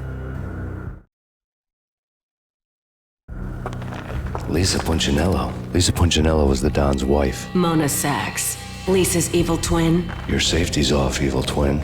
You might hurt someone with that gun of yours. Lisa's the damsel in distress. I'm the professional. I'd blow you away without batting an eye. Sure, and you can check out my credentials splattered all over this joint. Jack couldn't have framed you. Not the state he was in. We're after the same slime bag. Angelo Punchinello's the one who murdered your friend and framed you with it. You know this for a fact? I've got my sources. I don't have a clue these days. I just shoot them as they come. Who put a contract on the Archfiend? This one's mine. I hate the guts of that sadistic wife-beater. Why not pool our bullets for this one? I thought you'd never ask. My finger was starting to twitch. How do you like your whiskey?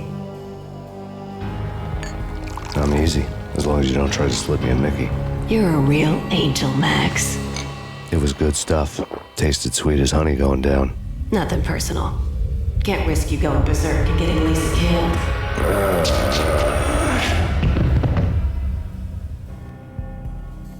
The nightmare was always the same. Violent shapes moving in darkness, old and ugly. The killer's mad laughter was a riddle filled with wicked innuendo.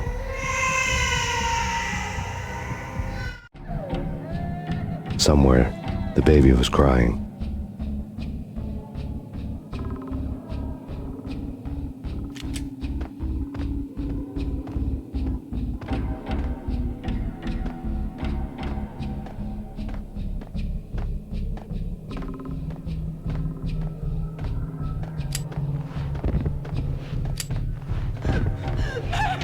No, please, Max!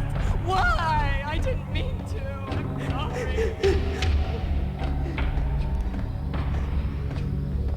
Max!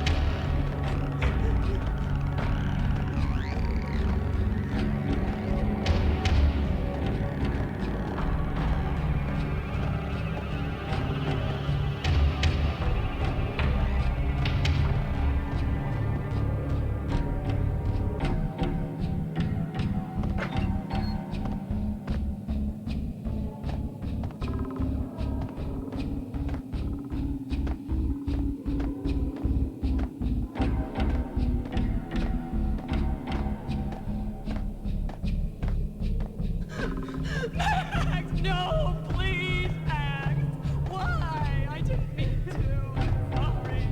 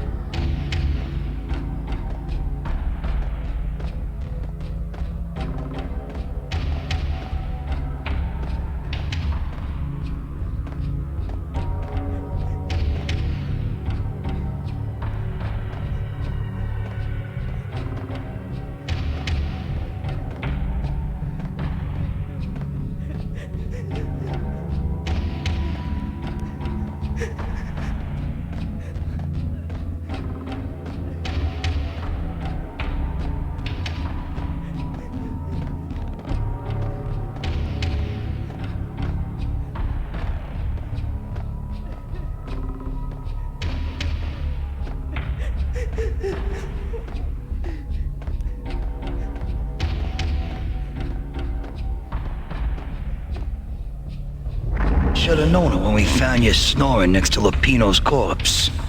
A comedian, huh?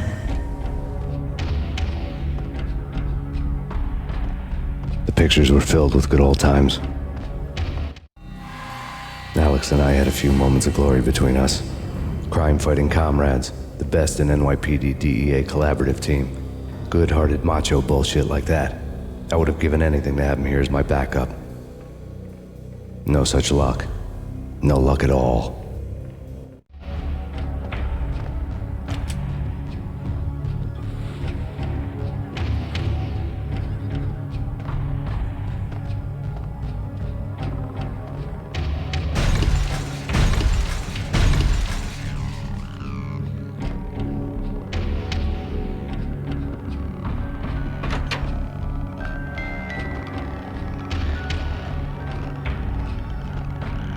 I really love to watch cartoons. Captain Baseball Bat Boys, my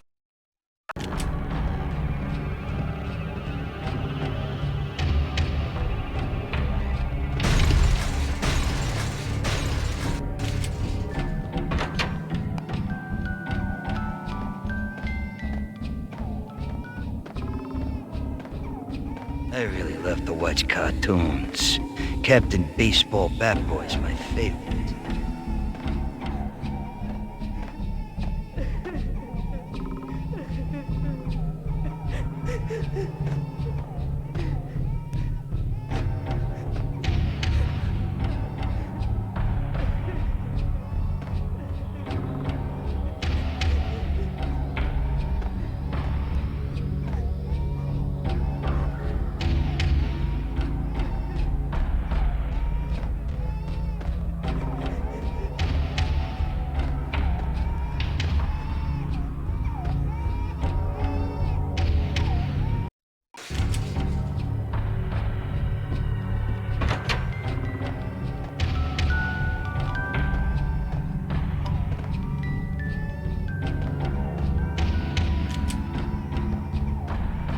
I really love to watch cartoons. Captain Baseball Bat Boys, my favorite.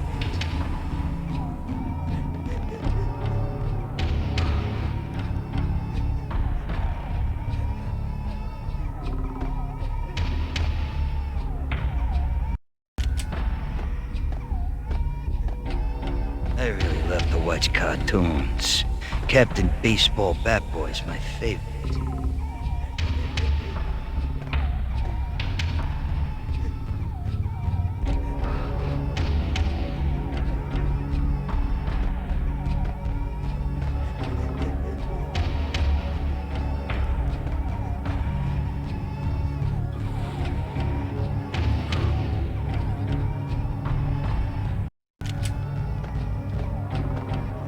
I really love to watch cartoons. I really love to watch cartoons.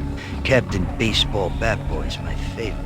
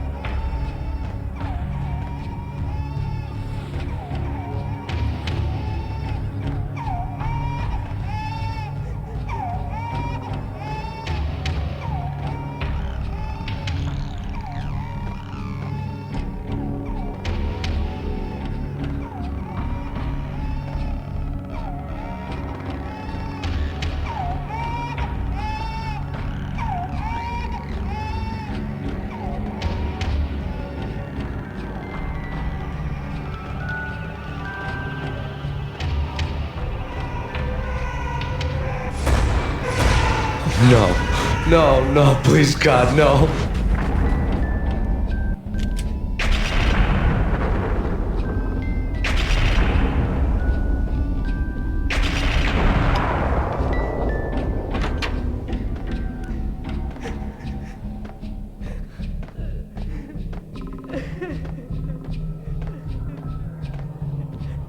Slice them, dice them, shoot them full of holes, blow them to bits, vaporize them, disintegrate them.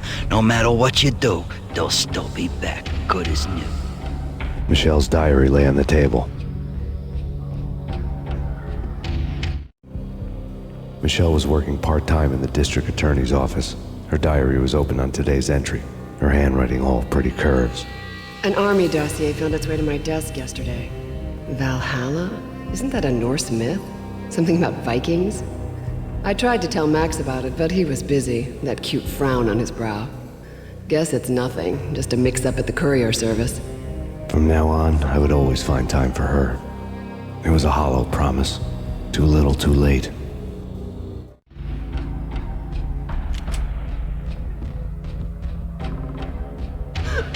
Max, no, please, Max.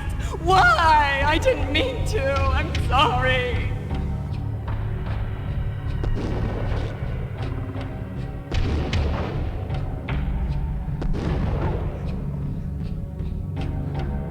Murderer! You killed her! Nothing like that ever happens in the real world.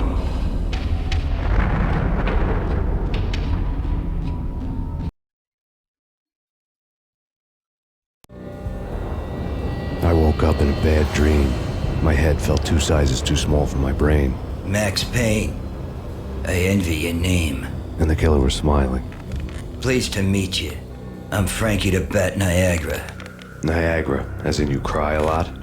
He had a baseball bat and I was tied to a chair. Pissing him off was the smart thing to do.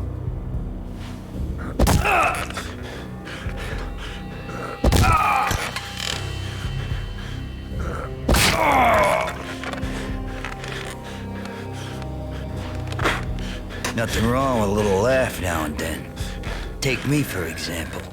I love to watch cartoons. Cartoon violence is a fascinating thing. Let's take a break. I need to take a leak and maybe grab a cold one at the bar.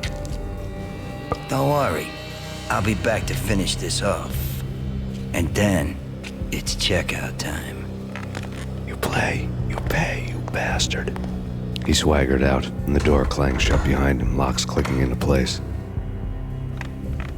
Everyone makes mistakes.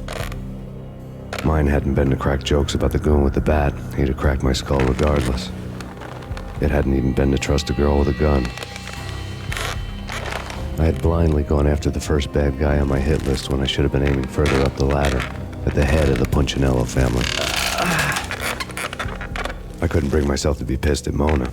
Guess I had a soft spot for a pretty face.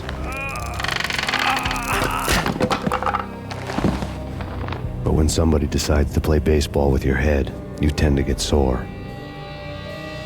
They had dragged me back to the basement of Lupino's hotel. I was beaten, bruised, and blue. I felt like the chair I had broken to get free.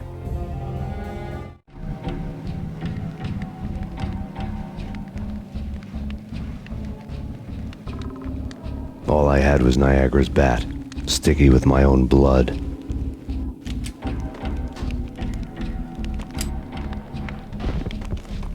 Without a gun, I'd be no match for Frankie's men. I'd have to play hide and seek with them. We'll take care of it.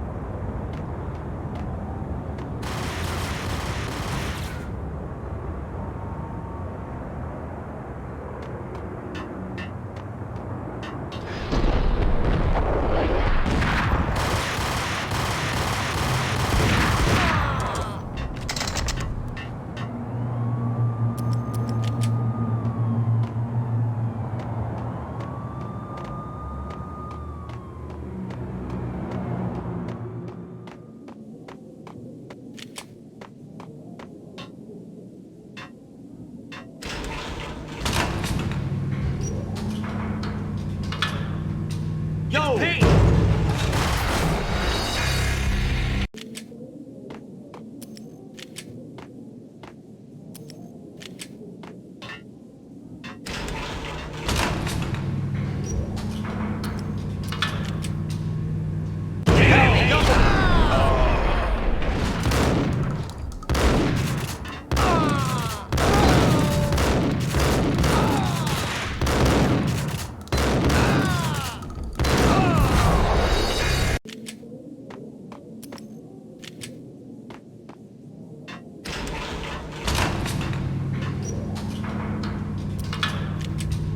Hey, there he is!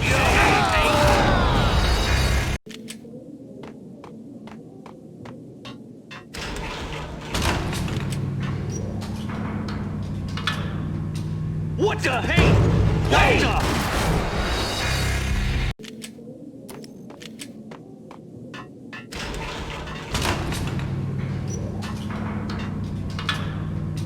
What the? There he is!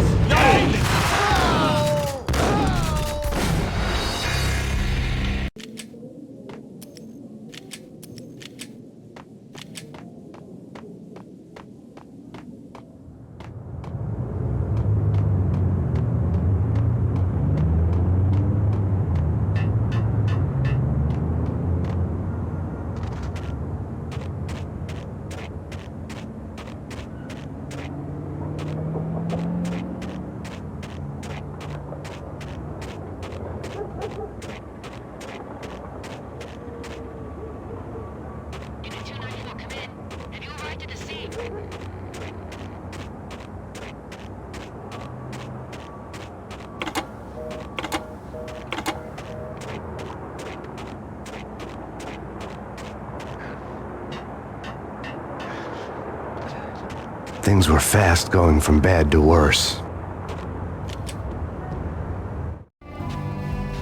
The men in blue had come and gone. They had decorated the place with chalk outlines and tied it together with yellow tape. The cops who had stayed behind were dead. Frankie, his boys, and I had the place all for ourselves.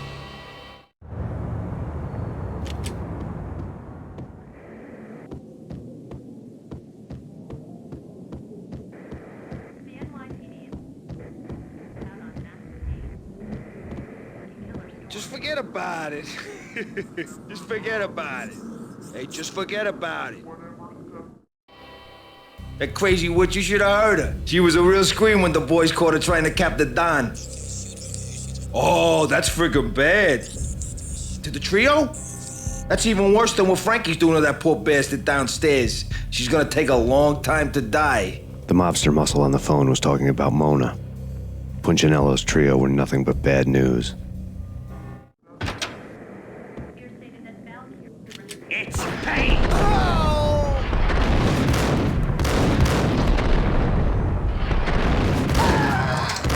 More evidence that Punchinello didn't like me much.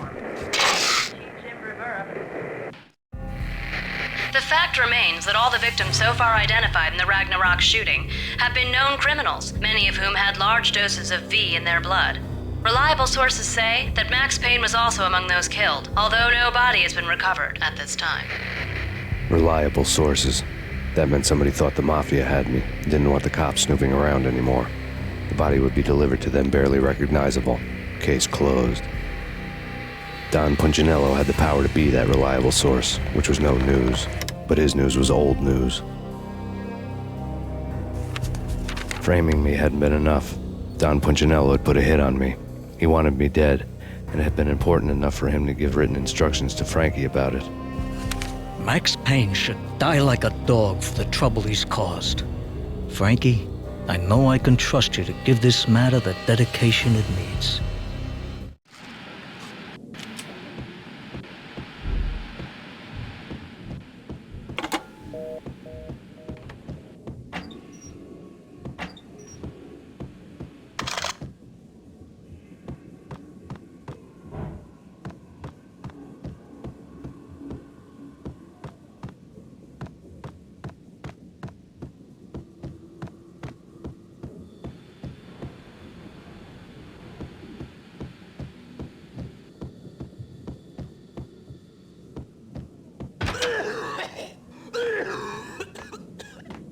What the hell?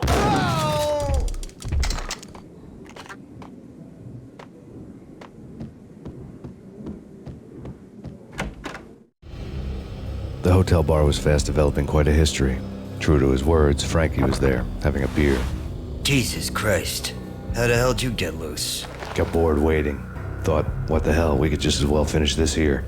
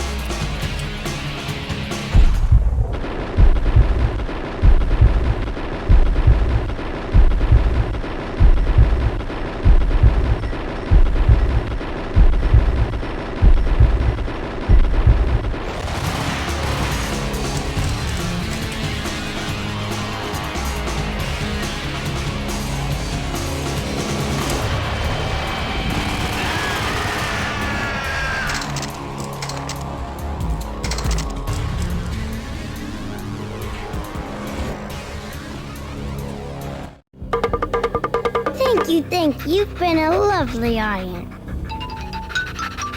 Had enough? I don't play with girls anyway. Unfair! I spotted the tail as soon as I left the hotel. A big black Mercedes. I'd seen the car before.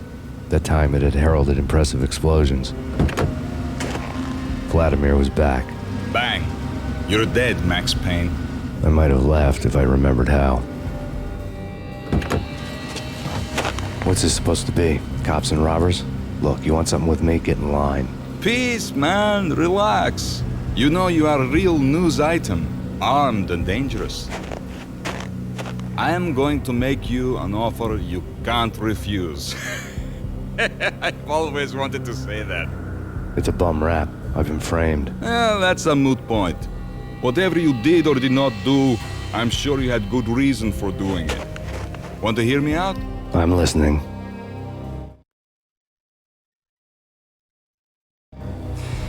Punchinello messing with V is bad for business all around. But that's not all. There is this guy, Boris Time, used to pull jobs for me. He's the captain of the cargo ship Charon. Now the bastard turncoat has gone over to the other side, Punchinello's. The ship's loaded with high-res hardware, guns, my business. If Punchinello gets hold of that cargo, he's won and I have lost. And you'll have your work cut out for you.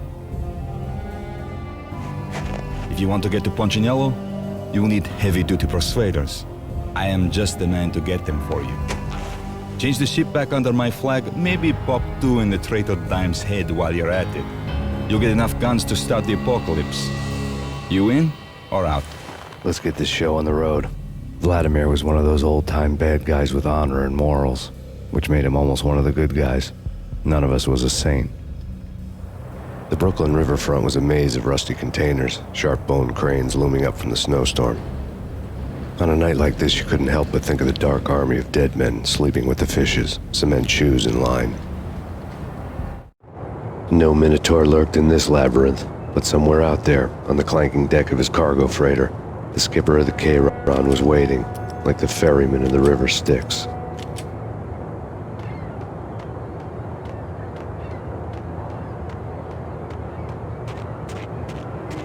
What the hell? Ron was waiting, like the ferryman in the river Styx. Hey!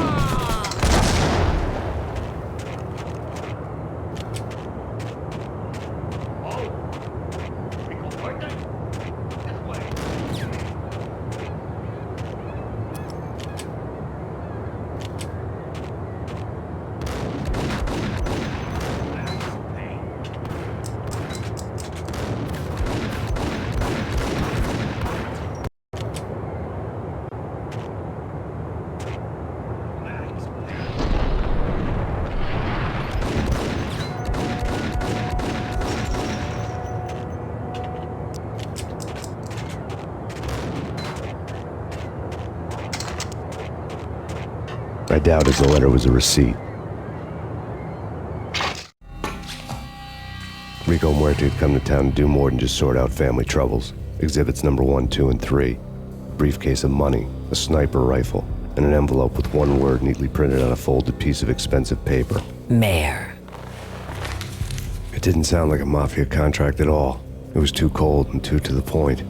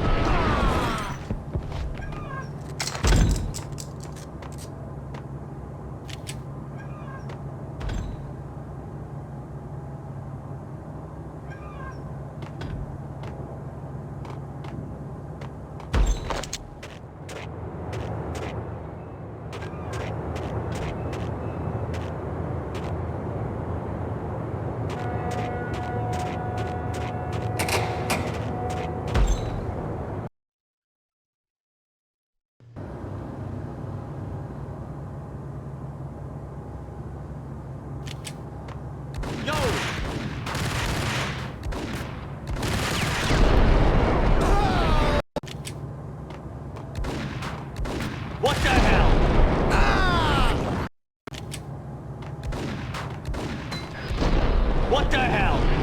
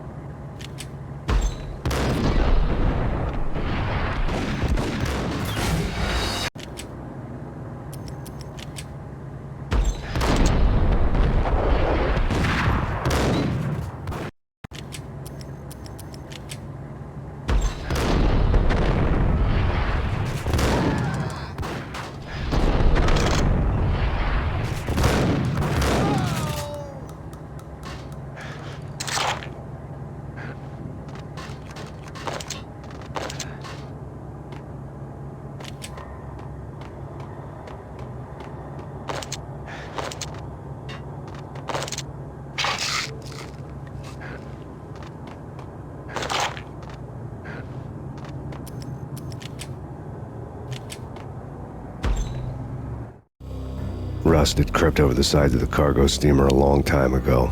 Boris Dime would be on board. I'd have to smoke half of his crew to even get near the gangplank. The guns were probably being kept in the hold, buried amidst the rats and oily water.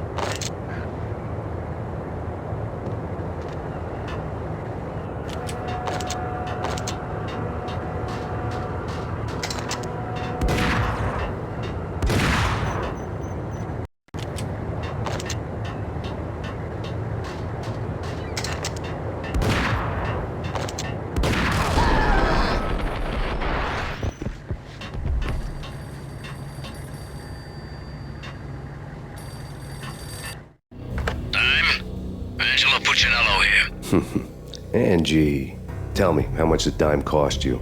I bet it was more than his name. Max Payne. Right the first time. You're dead, punk. You sure you're not confusing me with Boris here? But you are right, of course. Pretty soon we should get together and have a talk. You son of a... Pissing Punchinello off was a dangerous game. But when people get mad, they make mistakes. I should know. That's where I wanted Punchinello, mad enough to trip over his own feet, preferably into a grave.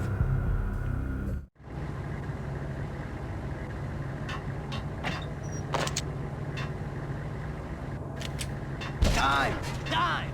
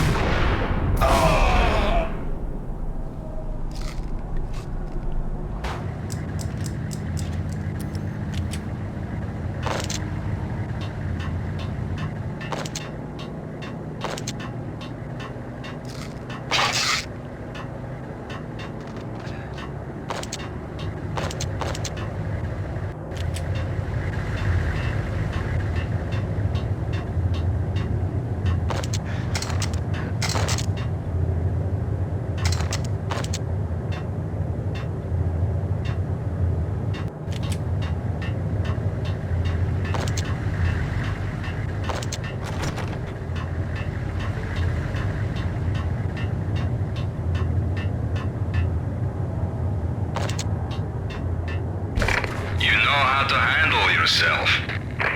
Anybody who says different is calling me a liar. Glad that you're here. Collect all the guns and ammo you want. Meet me on the bridge afterwards.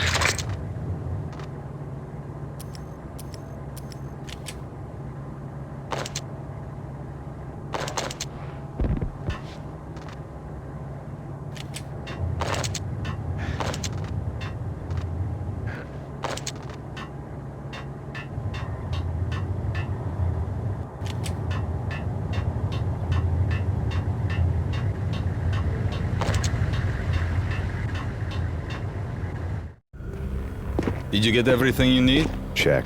I owe you. Anything you need. This is my solo. When I'm through, Punchinello won't be anybody's problem anymore. Clear as vodka. But anytime you get between a rock and a hard place, just whistle. This could be the beginning of a beautiful friendship. You really get a bang out of this big-time gangster act, don't you?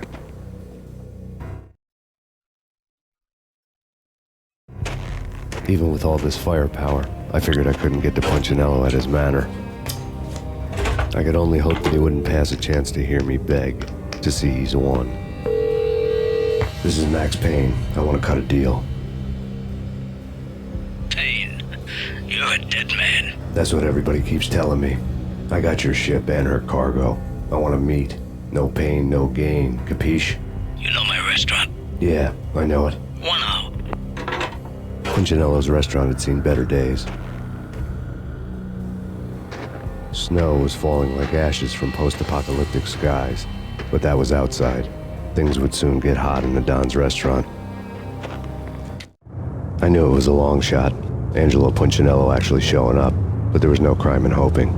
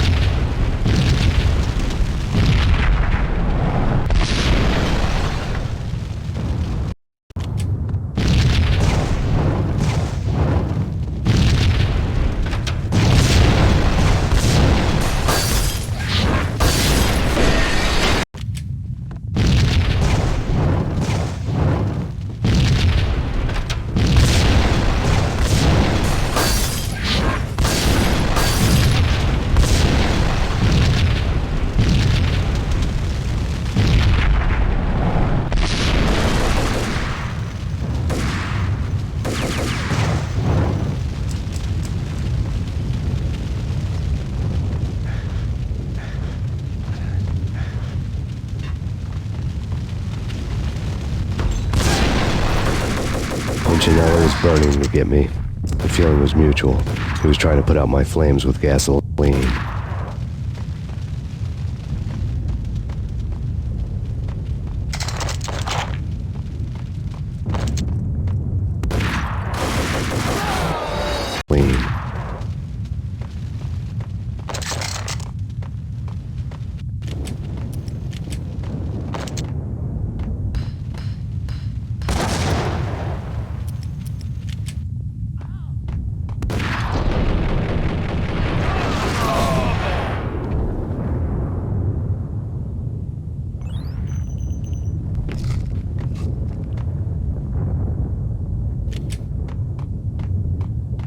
The mobsters have been guarding a real treasure. The way out of this disco inferno. It's Payne!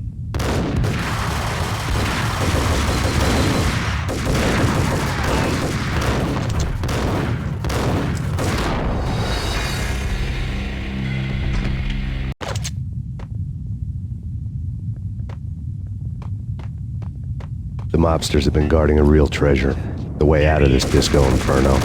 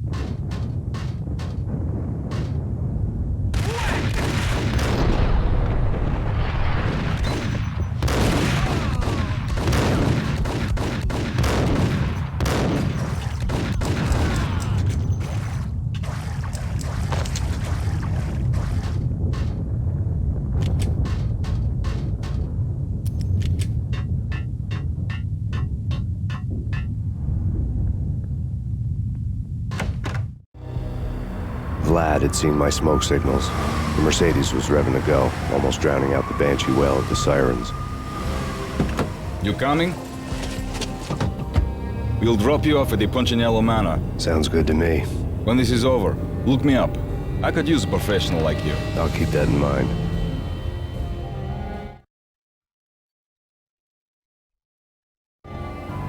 The night groaned with cold. The garden lights flickered nervously. In their light, the falling snow was dead white before the darkness ate it up. I had heard the stories. The trio were mad dogs. They'd have hung the heads of their enemies over the manor gates if the capo had only let them. Punchinello wanted Payne. He'd see the pain. The trick in my situation was that there was no trick. no matter what the movies tell you. No rules, no secret mantra, no roadmap. It wasn't about how smart or how good you were. It was chaos and luck, and anyone who thought different was a fool. All you could do was to hang on madly, as long and as hard as you could. Someone had graciously left the back door open for me and killed the guards. My money was on Mona. I knew the trio would be standing between me and Punchinello. I had read their rap sheets, thick as phone books. No one would be walking out of here alive. The numbing cold of the broken night had followed me in. Upstairs, the trio tangoed down the manor halls to the silent rhythm of their murderous hearts. The blood of their victims rust on their lips. Vince Mignano, Pilot Providence, a.k.a. Big Brother, and Joe Deadpan Salem. The pistol was a frozen lump in my hand, piercing the skin, gnawing me to the bone.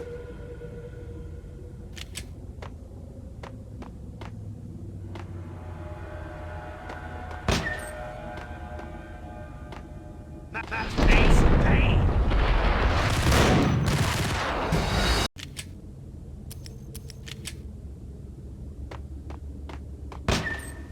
In death, the thug... Someone hadn't enjoyed the Don's hospitality. Someone with a flair for the dramatic. Someone who had let herself out of a locked cell and past a couple of armed guards. My thoughts were on Mona again. I could only hope she was a good enough gambler to walk away while she was still winning, before she'd run into the trio. Been promoted to messenger.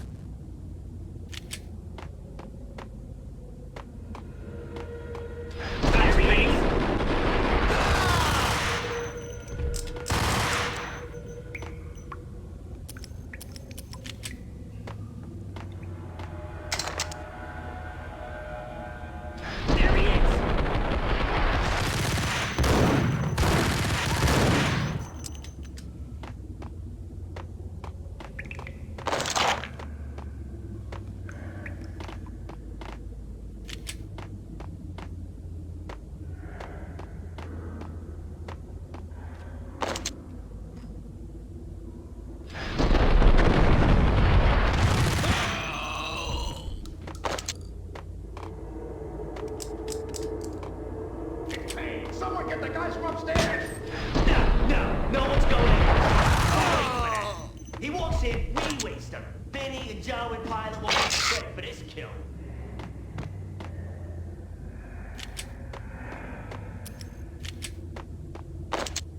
Hold it!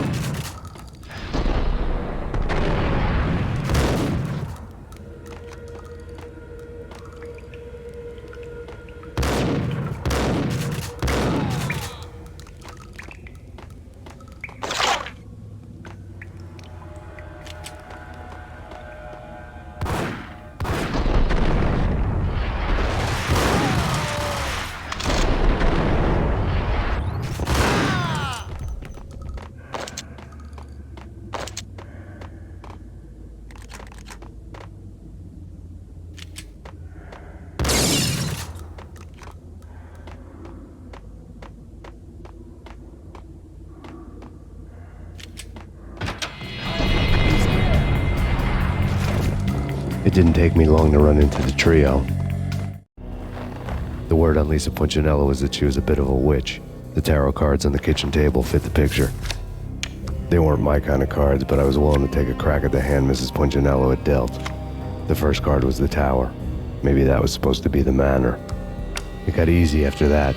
The devil was the master of the house, and death was me, coming for him.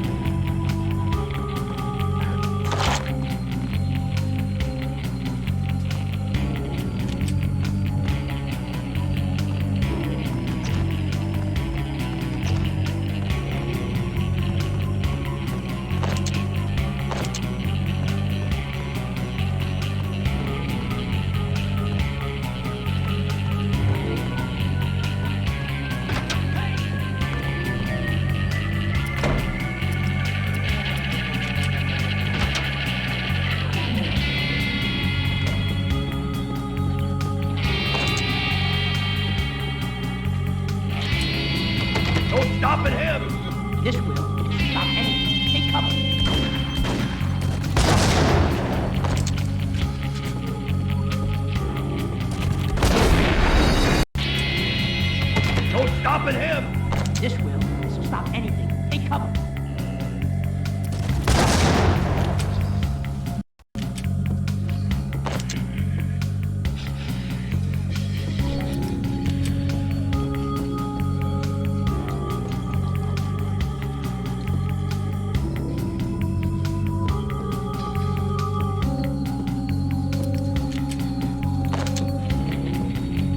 No stopping him! This will stop anything. Take cover.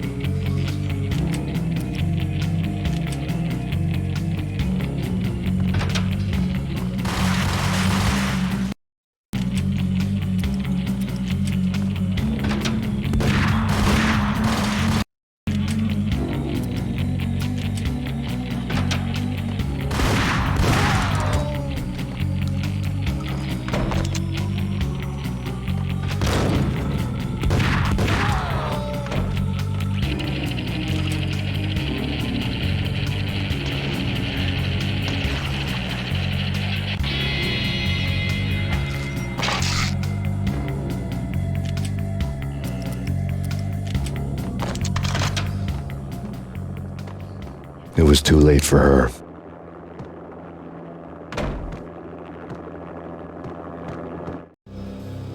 You're a real angel, Max. I couldn't tell whether it was Mona or her sister. The body was a mess. The sick bastard had really gotten a kick out of it. Seeing her lying there got me thinking about another woman's body on another bed. Got me thinking about a fallen cradle.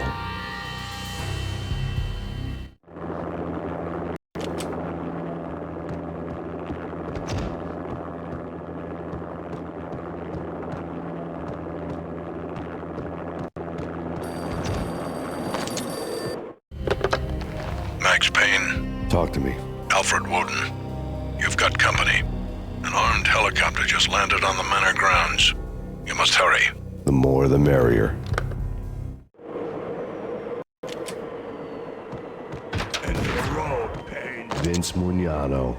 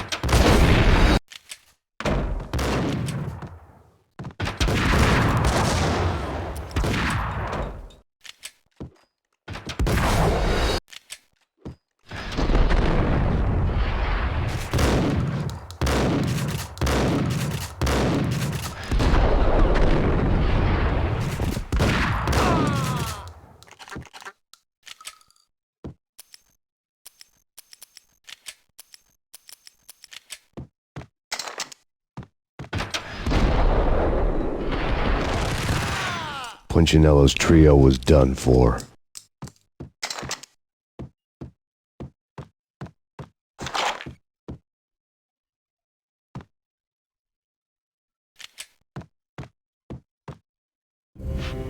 Outside my door. Hurry. He's coming for me. You gotta hurry. Please. I could hear Punchinello on the phone begging for help. He should have been saying his goodbyes. Punchinello was a pushover. The moment I stepped into the room, he folded like a deuce before a royal flush. No, wait. I was just doing what I was told. I couldn't refuse. She's someone high up. Government, maybe. I don't know. He was trying to buy more sand for his hourglass. I wasn't selling any.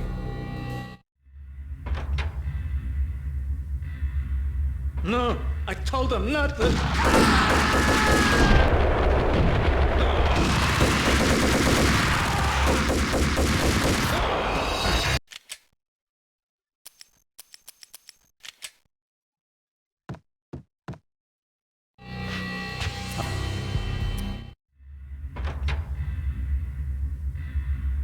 No, I told him not to.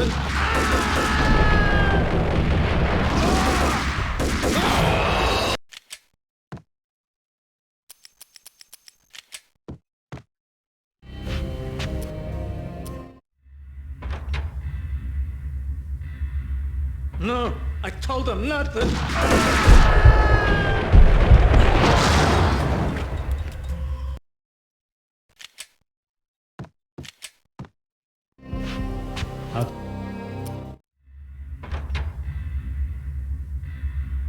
No, I told him not to.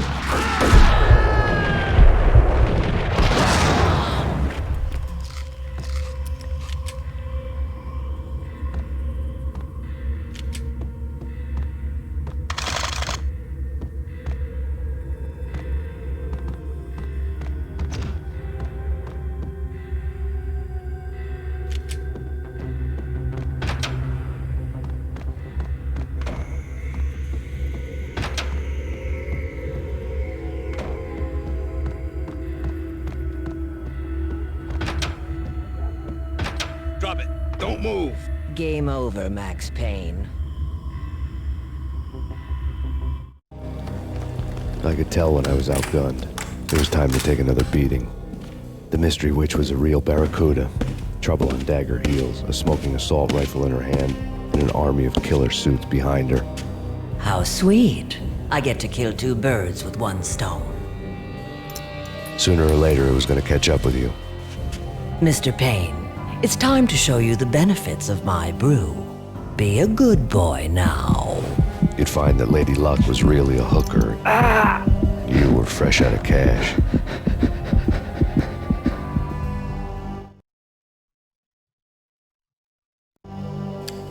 Gentlemen, we're done here. Take me to Cold Steel. She had just given me an OD of Valkyr. I could feel green fire eating my brains. They turned to steam. They did a fade on me. I'd never had a chance. The witch had got me just as sure as if she put a gun to my head and pulled the trigger.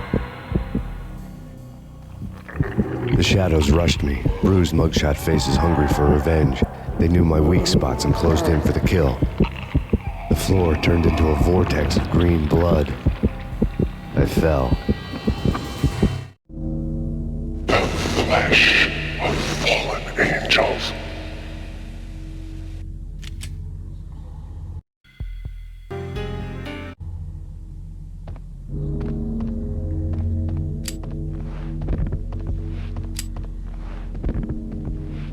Who's there? Max? Max, is that you? Max? Where are you, Max? Please.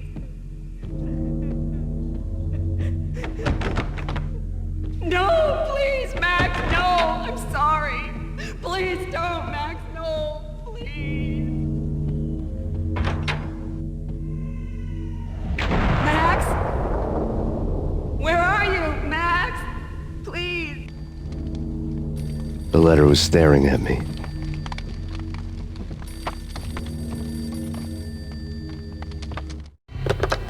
Bartender, a shiny stuff, and dreams are made of stooped necromancers. He sings like a banana wrist, having strayed too close to the constellations on their shaved skulls. It was a bad line in a prank call. Someone spouting insane babble. I couldn't make sense of it. But I had an overwhelming sense of deja vu. The caller's voice sounded oddly familiar.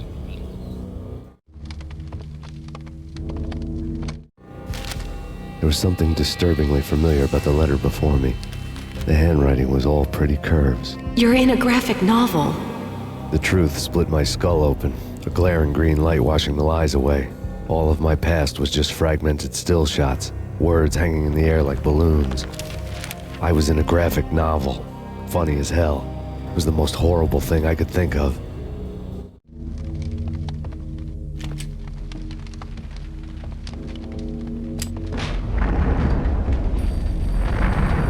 The weird piece of paper looked dangerous. There was something disturbingly familiar about the letter before me. The handwriting was all pretty curves. You're in a computer game, Max. The truth was a burning green crack through my brain, weapon statistics hanging in the air, glimpsed out of the corner of my eye, endless repetition of the act of shooting, time slowing down to show off my moves, the paranoid feel of someone controlling my every step. I was in a computer game. Funny as hell, it was the most horrible thing I could think of. Don't lose it. It's Valkyr. The drug. Snap out of it. Try to remember. It was a bad line in a prank call, someone spouting insane babble. I couldn't make sense of it. But I had an overwhelming sense of deja vu, and the caller's voice sounded oddly familiar.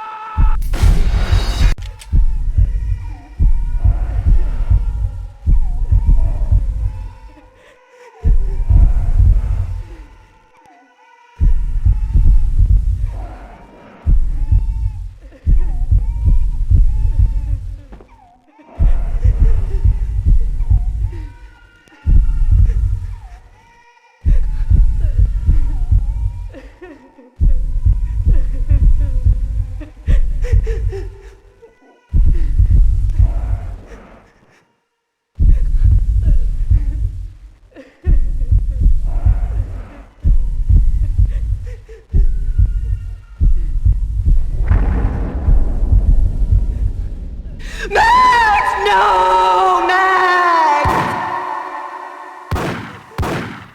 Murderer! You killed her!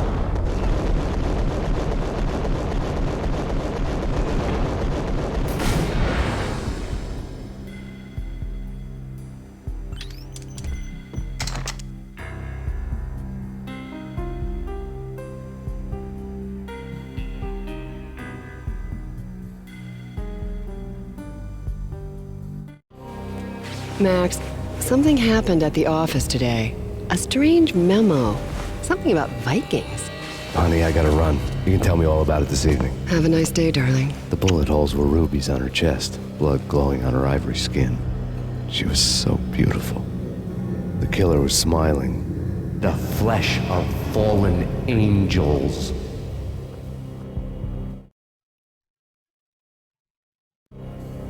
Slowly, the green nightmare faded, leaving dark stains on my soul that would never come off. I felt like flatlining. I was all shook up.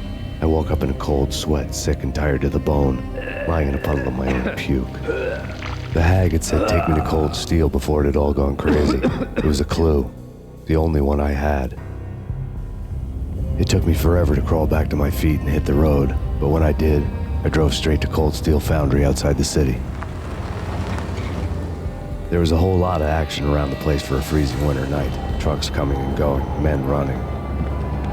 I had the drop on the mystery witch. She thought I was dead. I was on her blind side. I was going in. The bad trip had put me in a crazy mood, adrenaline pumping through my aching veins. Staggering on the mill roof in ice and snow and wild wind, I was a ninja. My kung fu was strong. I wasn't hitting anybody. At best, I was Superman on kryptonite about to fall through a skylight, down to where it was all going down. A half-abandoned industrial area in the middle of nowhere. The factory was a perfect front for any number of illegal activities.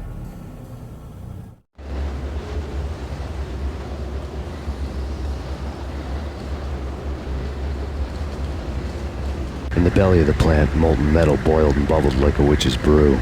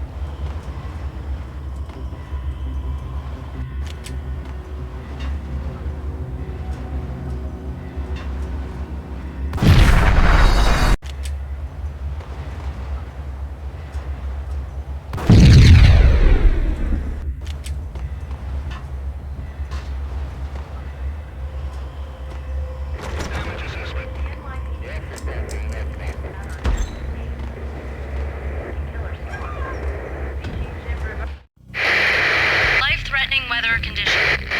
A record-breaking killer storm. In the city's history, vehicles stuck in snow. Heavy snowfall. Forecast shows severe weather is expected to continue. Out in the night, snow fell like confetti over the Devil's Parade. The storm was anything but over.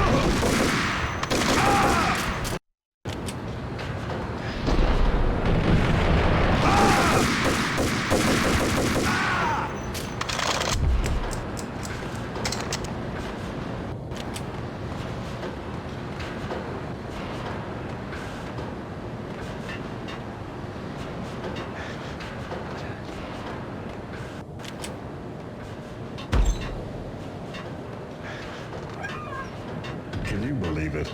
I bet they sleep with their rifles. I bet they've given them names. I guess. So, you don't have a name for your gun? Hello? Hell no. You do?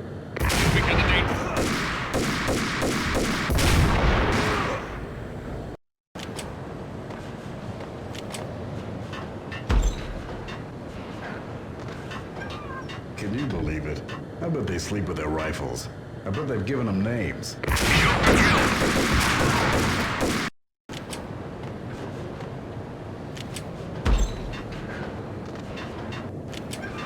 Can you believe it? I bet they sleep with their rifles.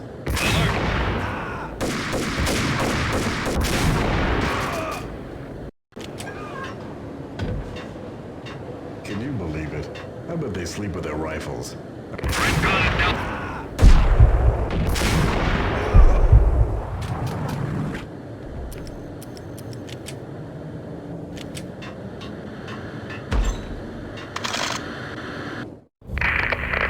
Perimeter breached.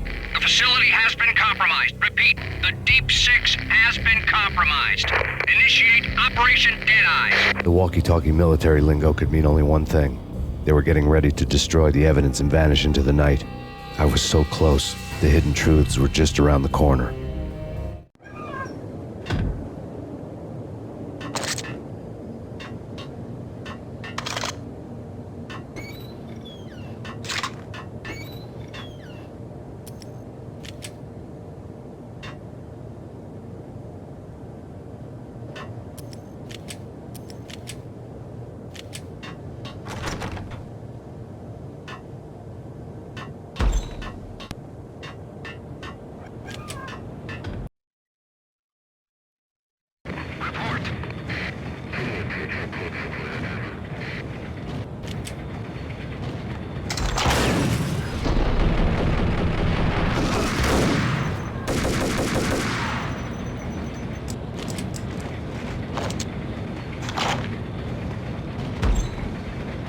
The folder on the table told a grim tale. The mercenaries were running a tight operation, paperwork and all.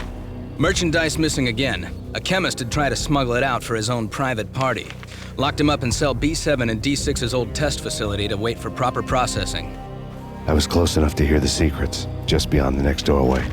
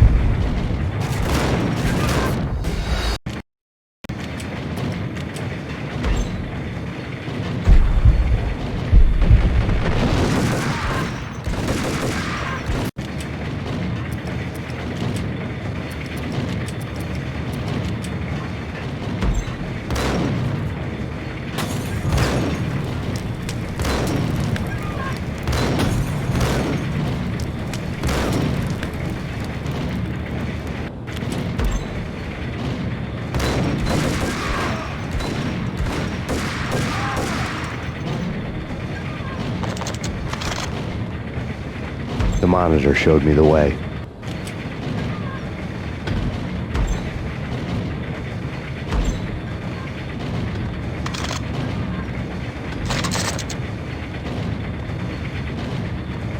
Processing diagrams fill the control room screens, all but one.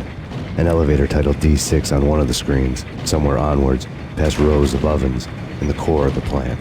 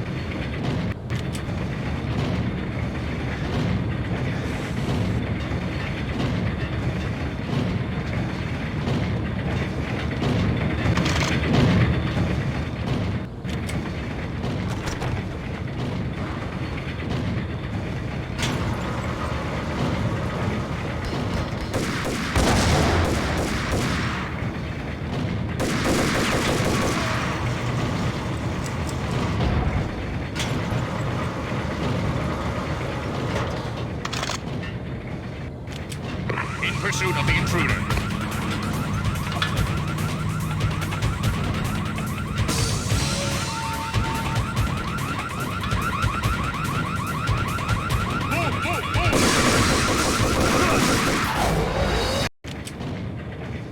Redcon Delta.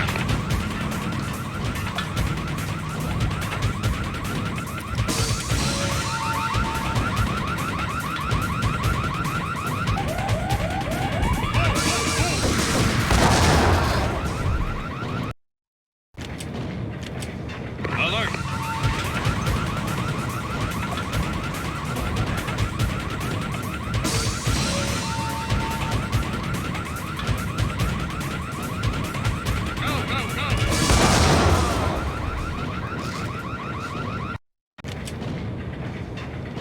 Now moving to the blocking position.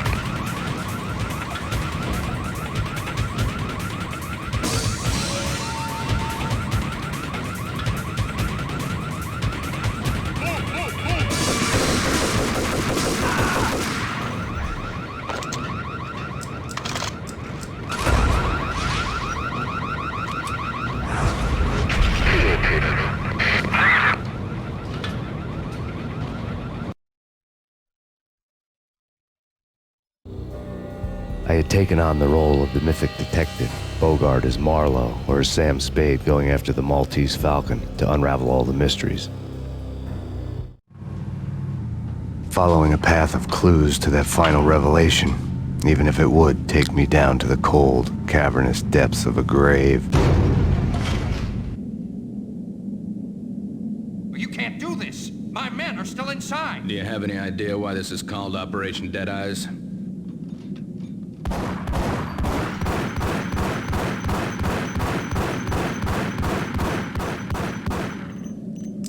I think he's dead already. Let's do it.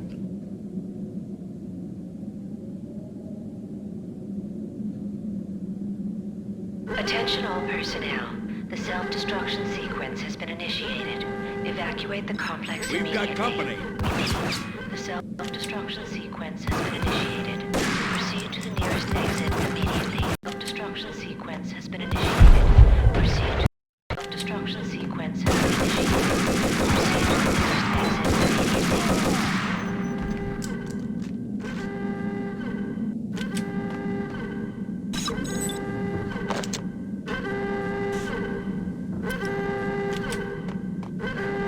I had seen the logo on the floor before. There was an old army bunker under the steel mill. I knew the military plaque on the floor. I had seen 1,000 variations of the insignia on crumbling brick walls everywhere in the city. The sword replaced by a syringe. Project Valhalla, V for Valkyr, V for Valhalla. All of a sudden it read like a crackpot conspiracy theory.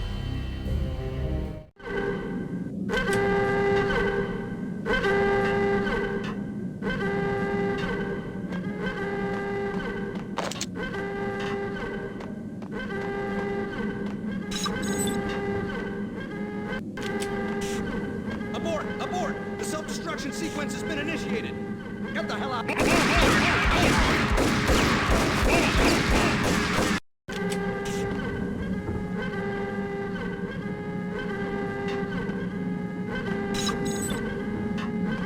Abort! Abort! The self-destruction sequence has been initiated! Go! Go! Blocking position. Attention all personnel. The self-destruction sequence has been initiated. Proceed to the nearest exit immediately.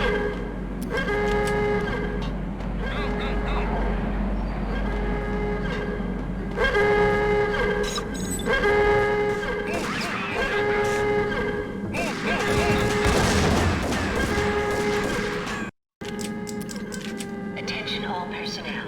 The self-destruction sequence has been initiated. Proceed to the nearest exit immediately.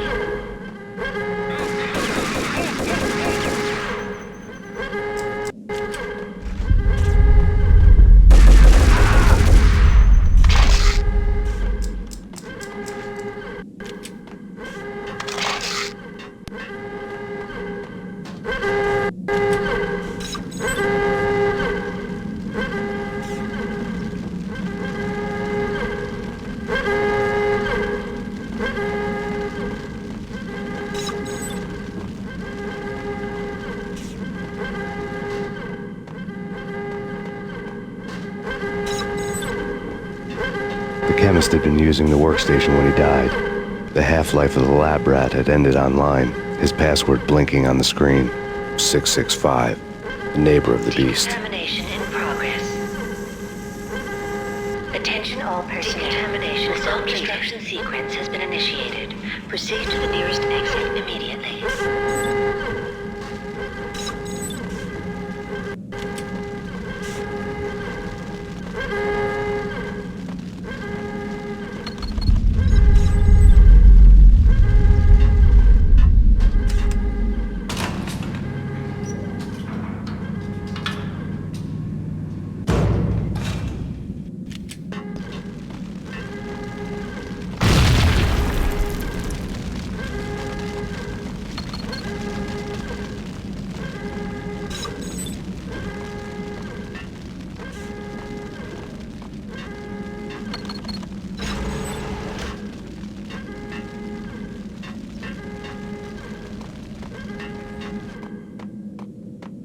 In here! Hey! Get me out of here! I'm innocent! There!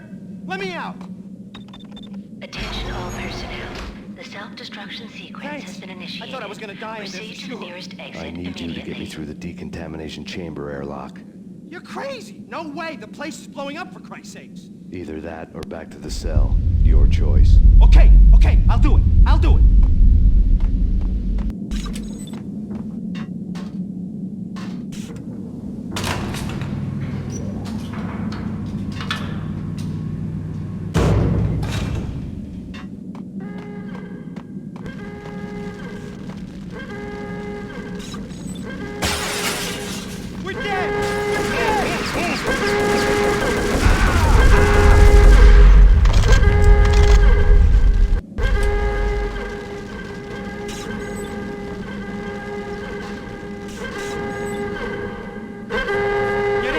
Punch you through. After this, you can go. Decontamination You're in free man. Bad.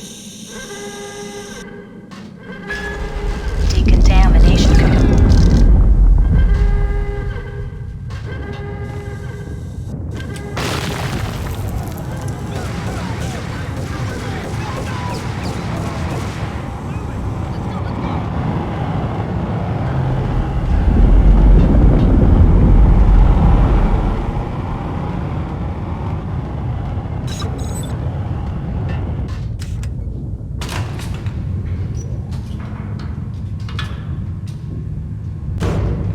I was caught in the middle of the deadly web that was the Valkyr case.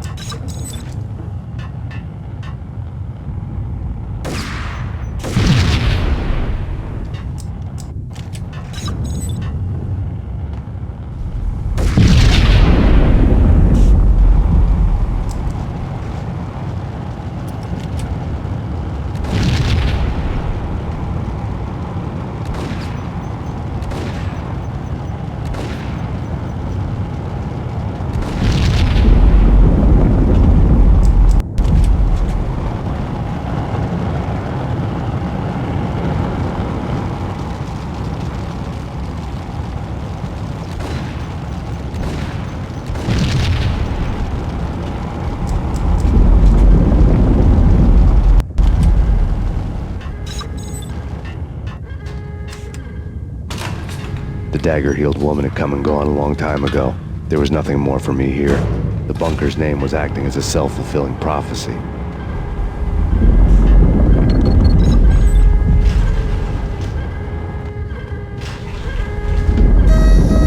Decontamination.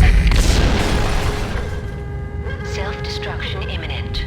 30, 29, 28, 27, 26, 25, 24, 23, 22, 21, 20, 18, 17, 16, 15, 14, 13, 12, 11, 10, 9, 8, 7, 6, 5, 4, 3, 2, 1.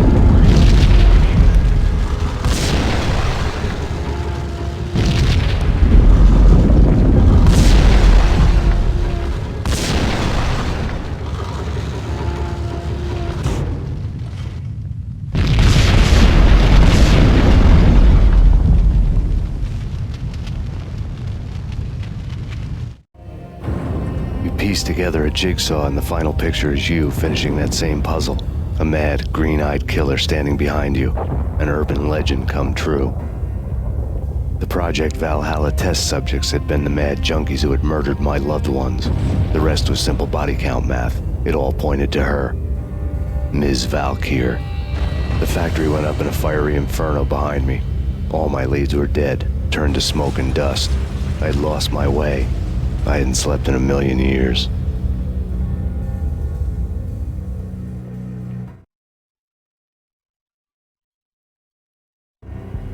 I felt thin as death. I've been living on an endless supply of week-old donuts. They were fuel for this crazy furnace inside my head. I couldn't remember when I had last seen the sun. I was on a permanent graveyard shift. When the darkness fell, New York City became something else, any old Sinatra song notwithstanding. Bad things happened in the night, on the streets of that other city, Noir York City. I was in an all-night diner, downing cup after cup of coffee that tasted like engine oil, when a new message from BB got me back on the killer track. What the hell happened at Roscoe Street? Maxie, I'm going out on a limb here. We need to talk this through, come up with a plan. 2:30 a.m., the Choir Communications Garage. The more I thought about Alex's murder and the frame-up, the more it felt like an inside job. I should have seen it coming. BB had sold me out, and now he wanted to finish what he'd started. The garage was dead. BB showed up in his tailor-made suit, gold watch, and cufflinks to match, all way beyond a cop's pay. Maxie. Oozing suave charm, he was guilty as hell. What the hell does BB stand for anyway? Backstabbing bastard? Come on, don't be like that. Have a cigar. I don't smoke. Maxie, you have no idea how big this is. It's huge. You have no idea. I think I do. You're a bribe-taking bent cop who sold out his partner. Those mobsters in the subway were a dead giveaway. Hard to miss. Bet it was exactly like this with Alex. Up close and personal. You can't win this one, Max. No, but I can make damn sure none of you do either. BB turned out to be another cardboard cutout bad guy.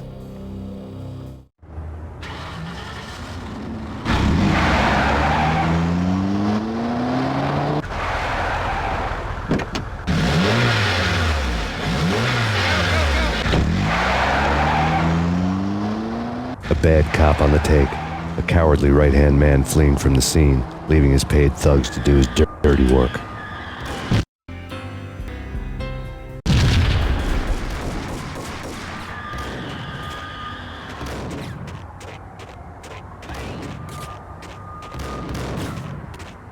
Dirty work.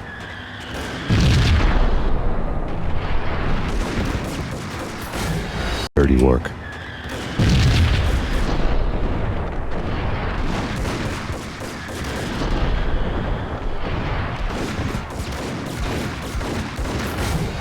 Dirty work.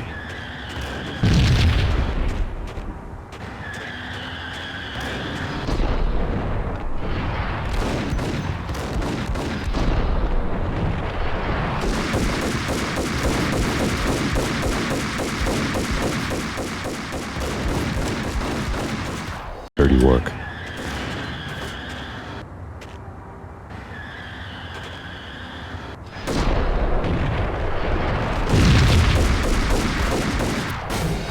Dirty work.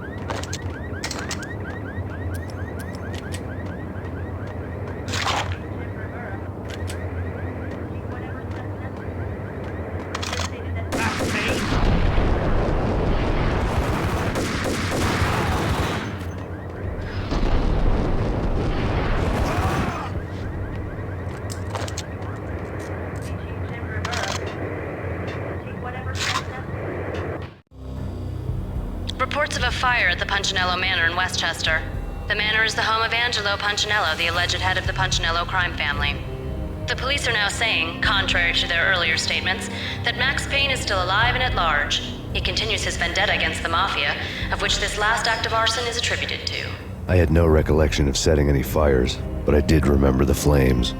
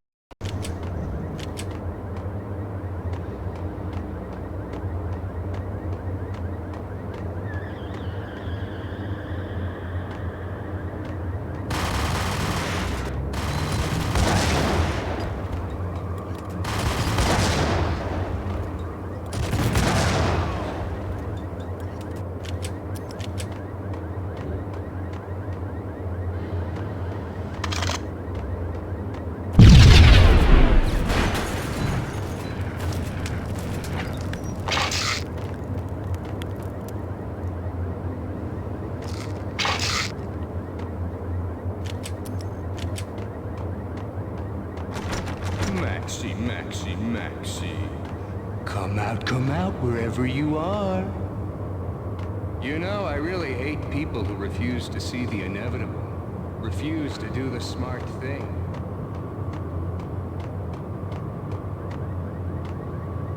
No, I must do the right thing.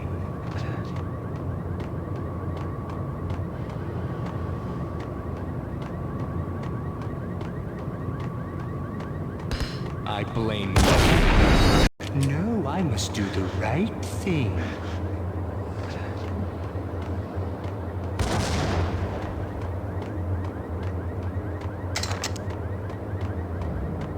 I blame you.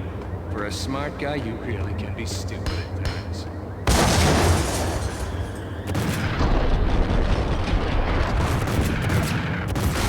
No, I must do the right thing.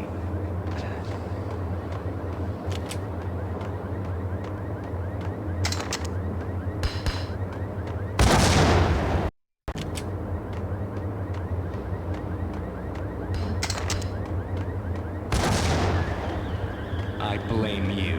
For a smart guy, you really can be stupid at times.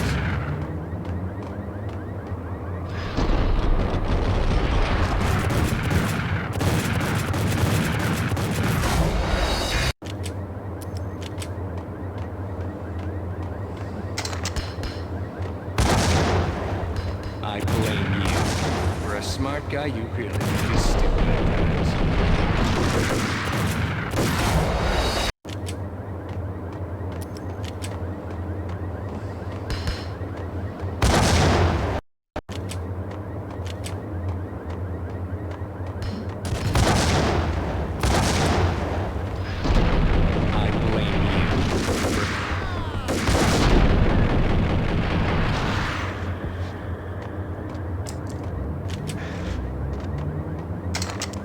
A payphone started to ring.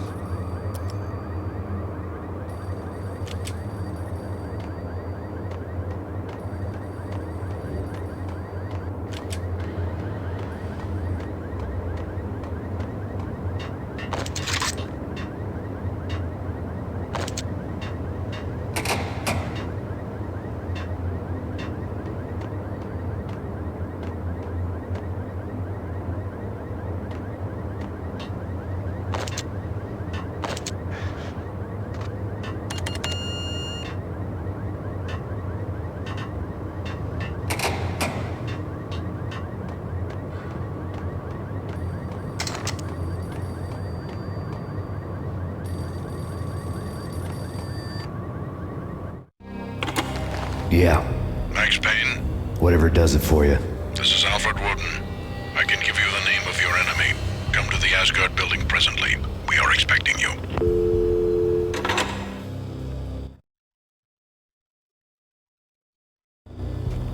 Woden was waiting for me on the steps of the old building. Mr. Payne, let's go inside. The others are anxious to begin. The others?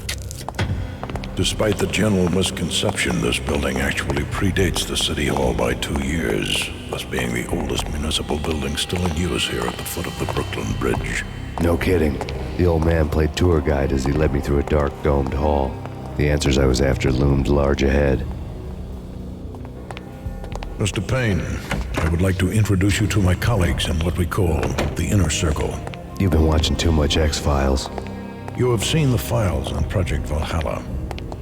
We can fill the gaps, provide you with the information missing from those files.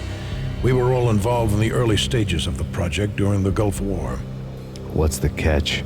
We would very much like to blow this thing wide open, but our hands are tied. Her name is Nicole Horn. She was the key figure in Project Valhalla. When the funding was discontinued, she simply refused to quit. She knew exactly what she had in her hands. Nicole Horn is the president of Acer Corporation. She has more than half the city in her pocket. This must be kept under wraps. If you try to go public with this, we will deny any knowledge. We need you to take her out. Afterwards, we can protect you. Make all the charges go away. That was the cue for the killer suits to kick in the doors and swarm inside.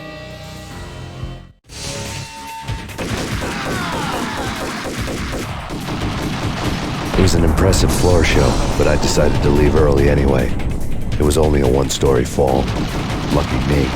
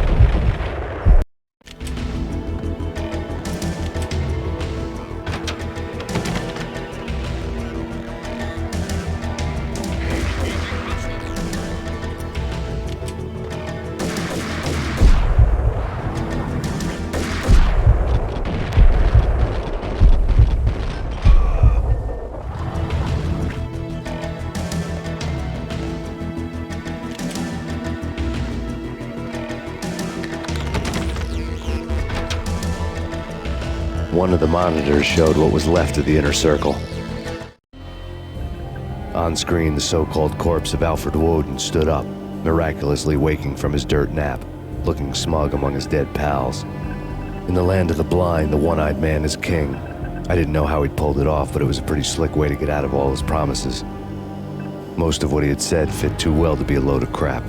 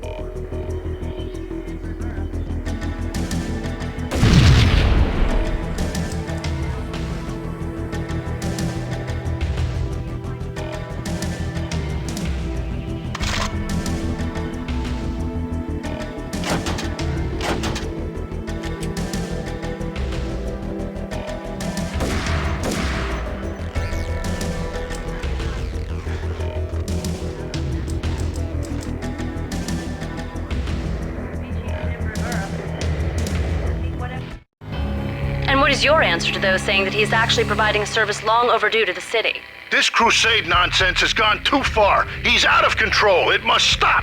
He will be stopped. That was Deputy Chief Jim Bravura from the New York City Police Department.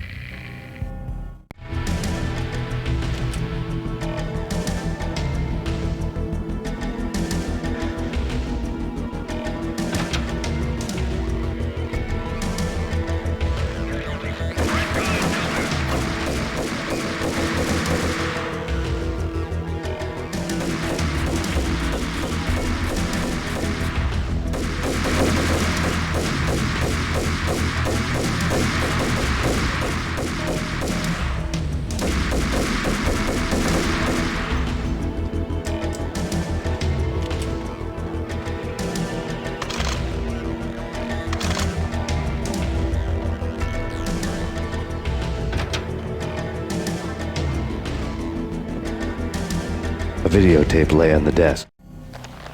Nicole Horn had blackmailed the inner circle into silence. The tape came with a curt extortion note on a piece of expensive paper. I remembered Candy Dawn taping her clients in action on the side, selling the tapes to the highest bidder. I was sure that kinky sex was nowhere near Alfred Woden's worst sin, but I had a feeling that when this was over, any collateral would come in handy.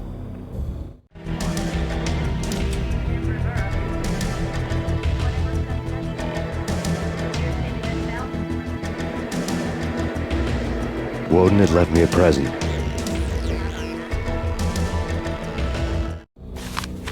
Woden had taken care of my mission preps with military precision.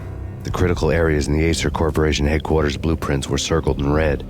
The president's office was at the top of the building, right below her penthouse suite.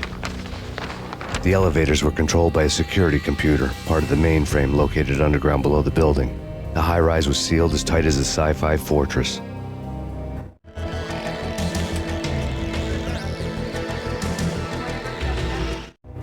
Nothing seems to stop Acer Corporation's phenomenal victory march.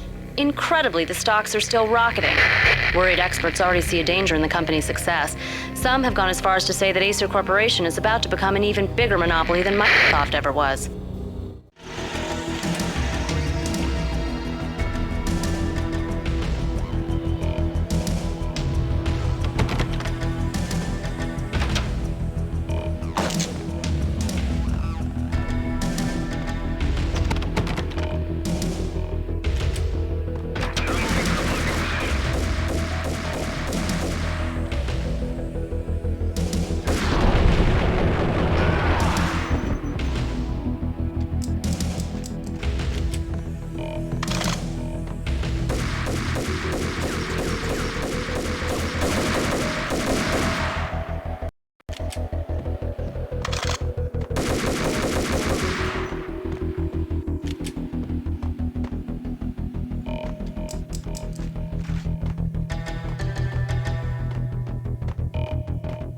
In pursuit of the intruder.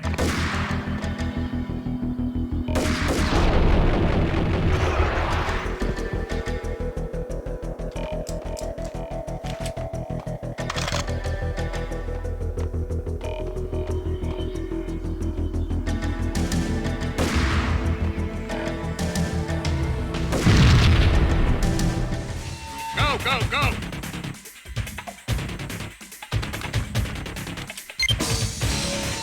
Search and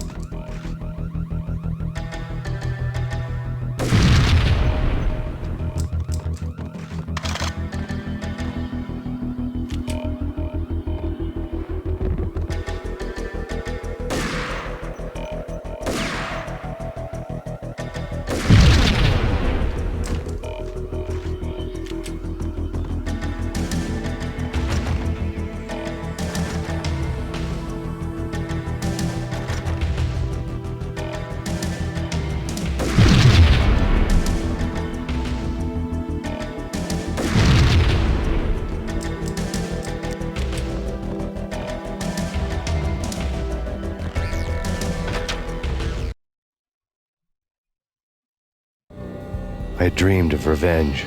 Those dreams were always nightmares, of coming close and then failing. Now I was close. I had a name to guide me, Nicole Horn. I had nothing to lose.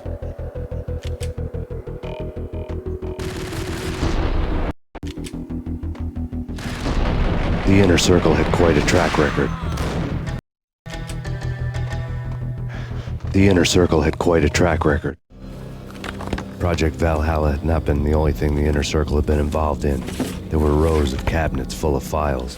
The Serpentine Secret Society went back a long way, always pulling strings from the shadows. I couldn't say I was sorry. Woden's move in some Byzantine power game had cut the Circle's membership roster to 1. The old man wanted me on cleanup duty. It was my mess, too.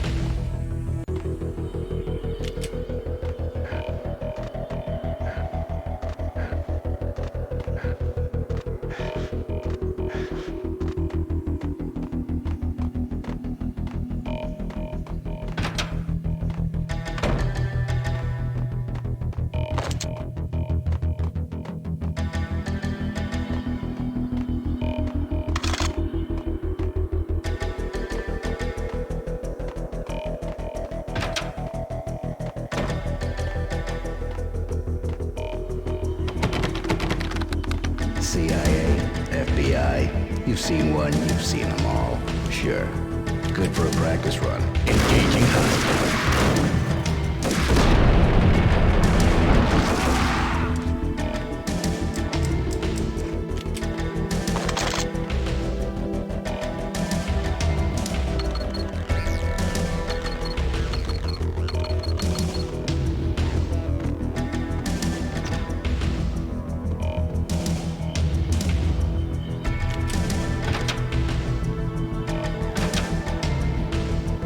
Take him down. Shoot to kill. Let's finish this.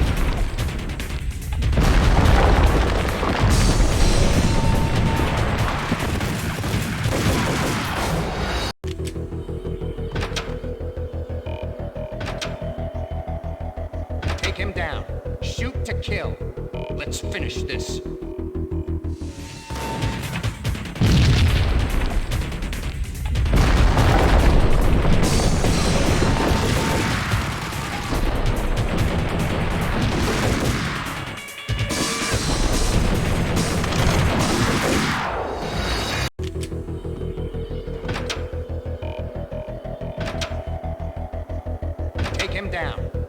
to kill. Let's finish this.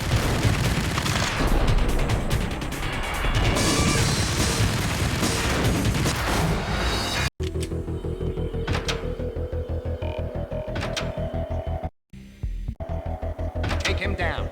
Shoot to kill. Let's finish this.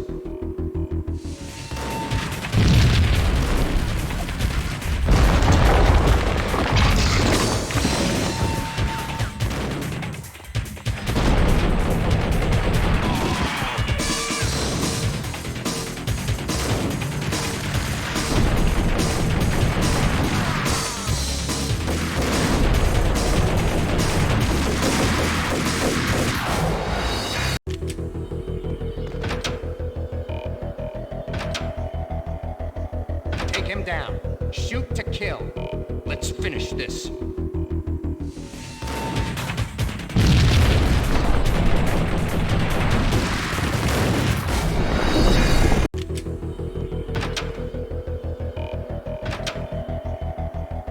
Take him down.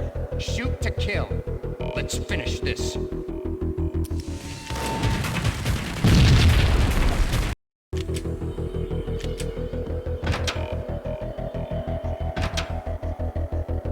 Take him down. Shoot to kill. Let's finish this.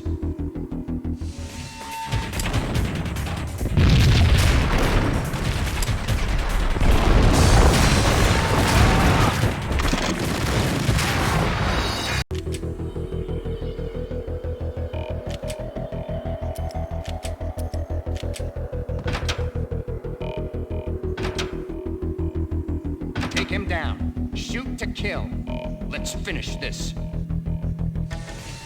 Take him down. Shoot to kill. Let's finish this.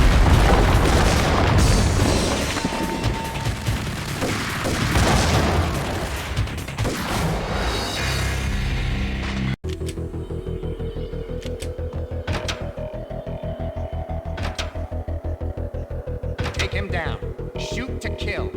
Let's finish this.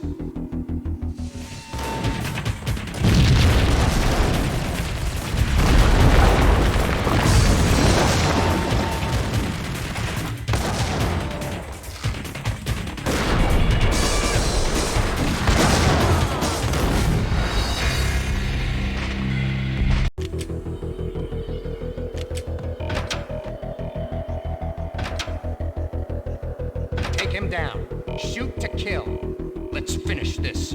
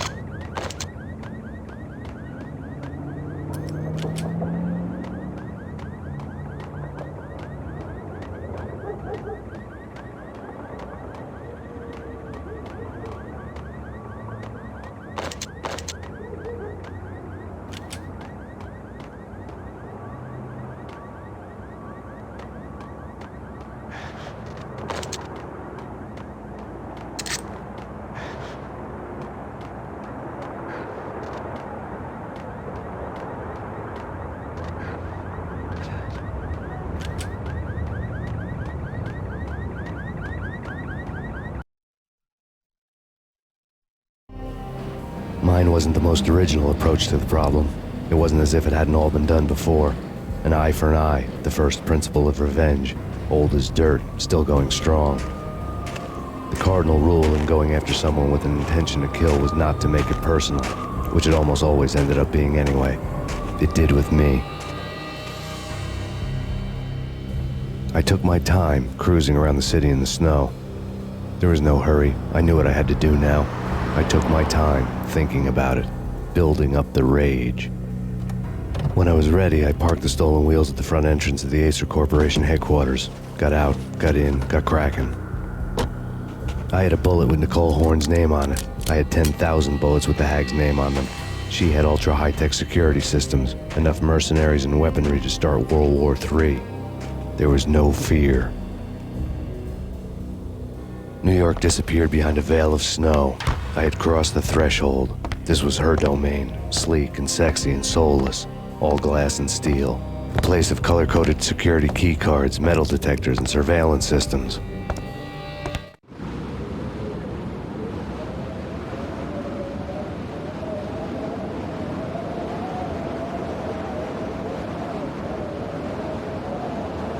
Colder than a walk-in fridge. Cold as a gun.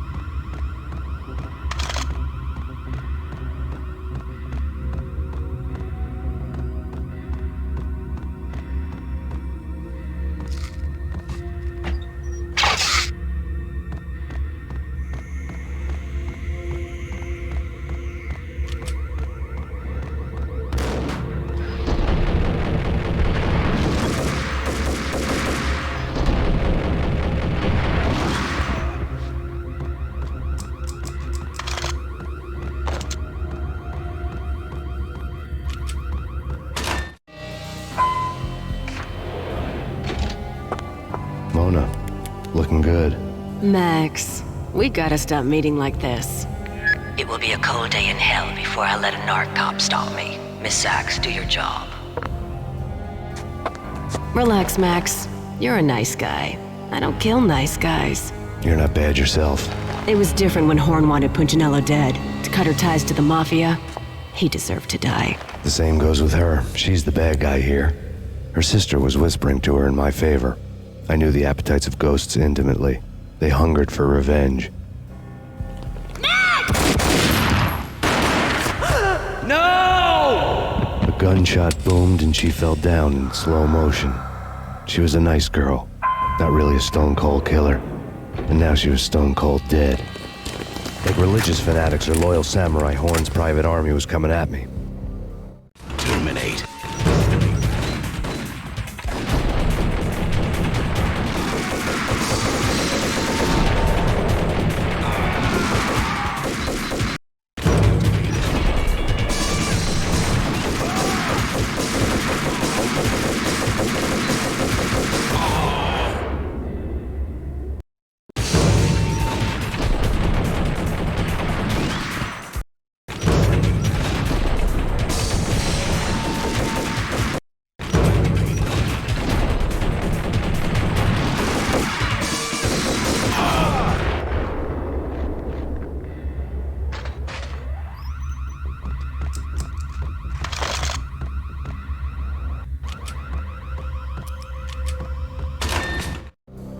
When the elevator came back down, Mona was gone. There was a lot of blood, but no body.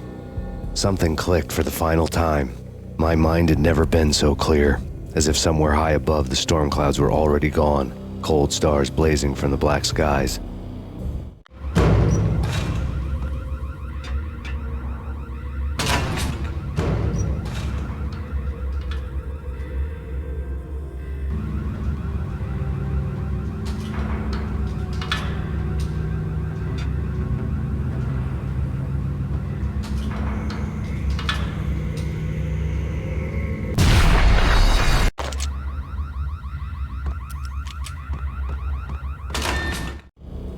When the elevator...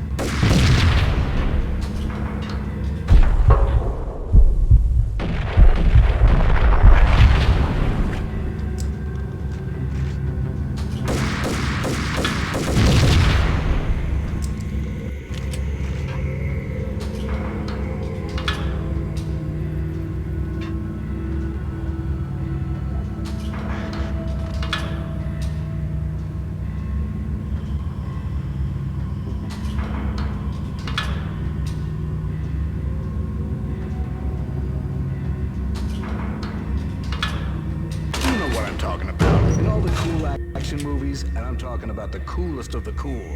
It always seems like time slows down in the middle of the action. You know, you can see the bullets flying through the air, the hero dodging in slow motion. Oh, man, it would be so cool to be... What the hell?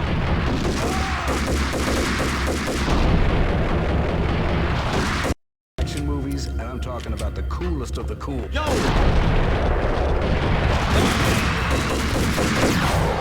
Action movies, and I'm talking about the coolest of the cool. It always seems like time slows down in the middle of the...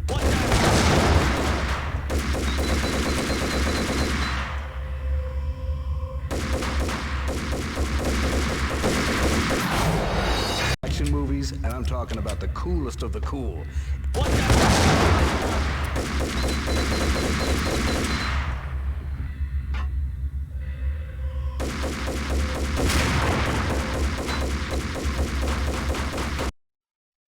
Action movies, and I'm talking about the coolest of the cool.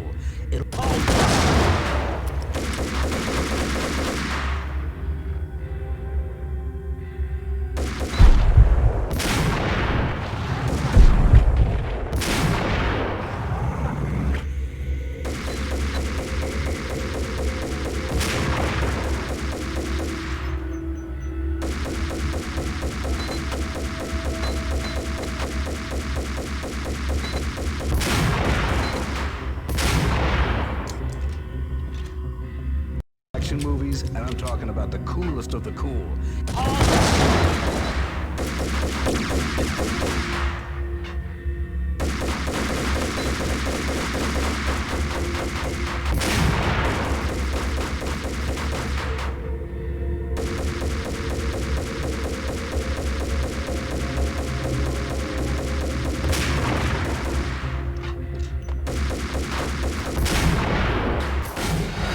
Action movies, and I'm talking about the coolest of the cool. Action movies, and I'm talking about the coolest of the cool. It always... What the hell? Action movies, and I'm talking about the coolest of the cool. It'll...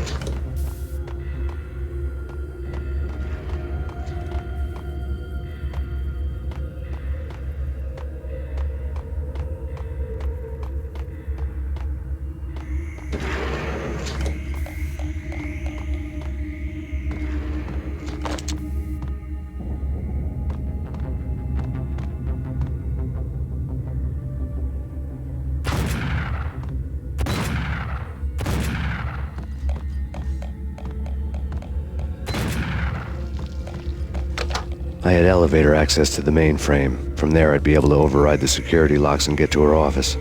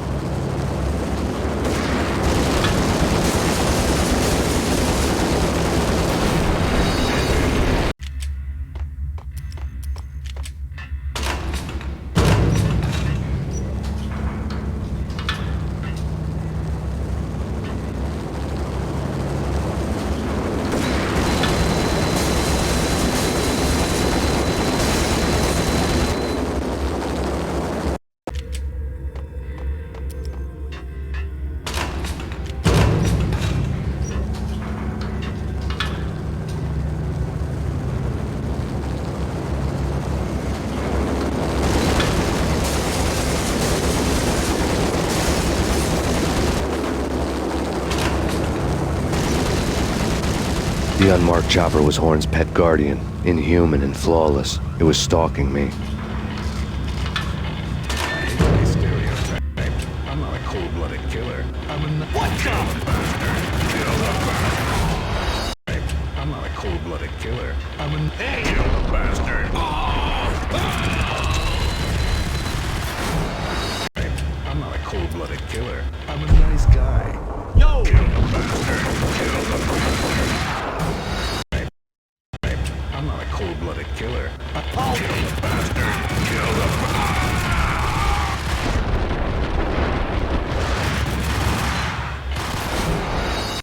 I'm not a cold-blooded killer. I'm a nice guy. I love my wife. I have 2 boys I'm very proud of. You just kill the bastard.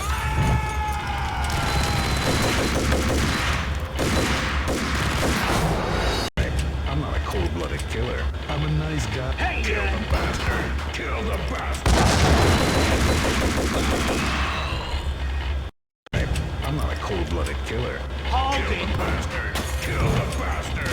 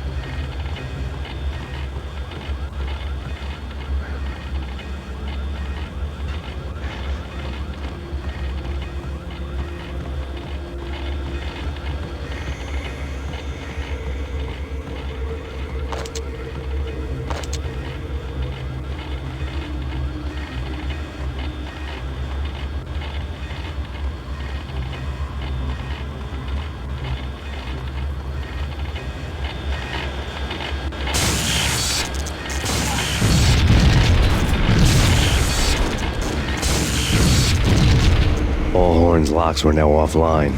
All bets were off. The elevator would take me all the way up.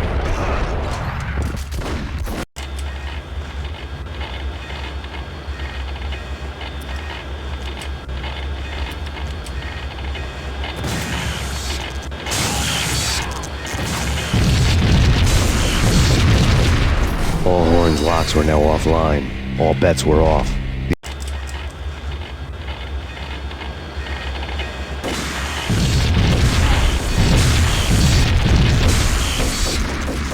All Horn's locks were now offline. All bets were off. The elevator would take me all the way.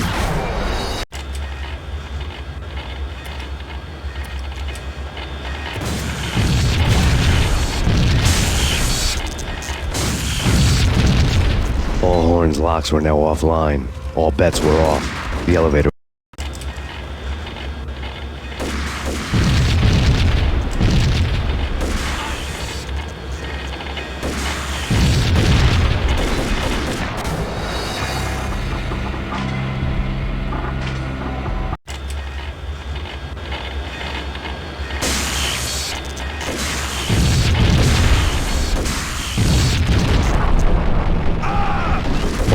Locks were now offline. All bets.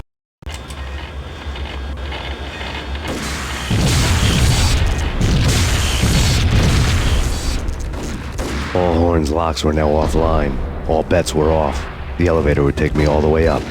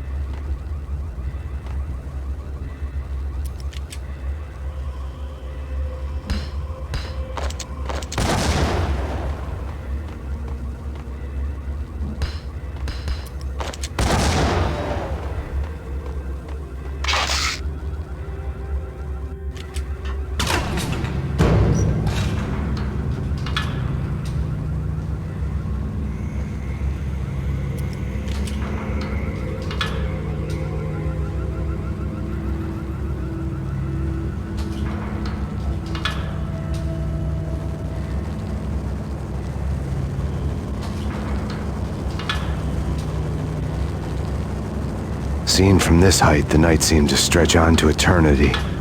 A hint of desperation had crept into the snowstorm, as if it was trying to get it all out before the end.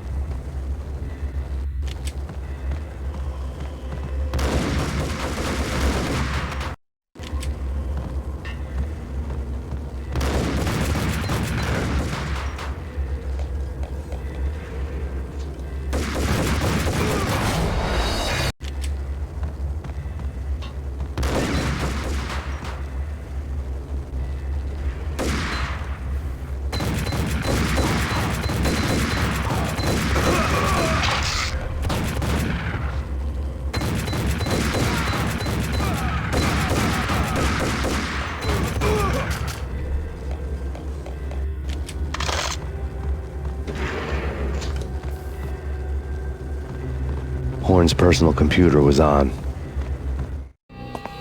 Next to the printer was a neat stack of expensive paper.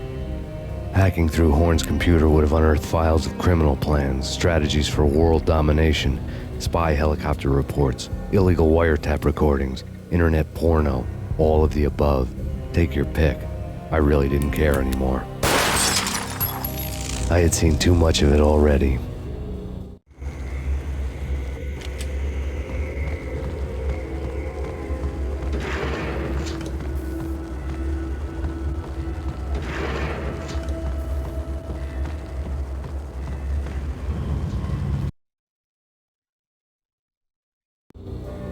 Valkyr had been meant to be a white-winged maiden that would lift you to a warrior's heaven, but it turned out to be a one-way demon ride to hell. The devil was in the drug. I knew. I had met him.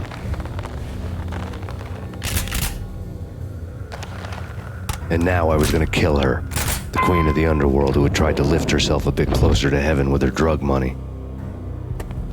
No begging, no bribes. She knew better. Honor among killers. We who were about to die. Both of us knew how this would end, in pain and suffering. All this because your wife stuck her nose into things that were none of her business. The cops were coming to take me away. The sirens were like a bad conscience I couldn't shake. It's ridiculous you've made it this far. You won't be alive when they get here. Stop him!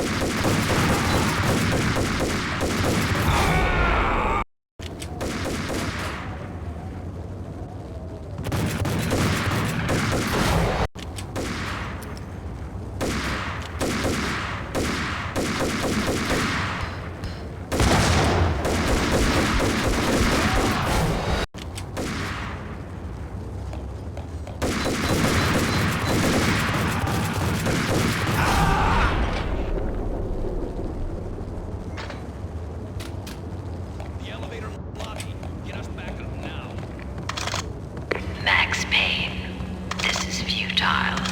A waste of time. The deaths of your wife and daughter were necessary. Inevitable. It is done. You cannot bring them back. Nothing you do will make it any better.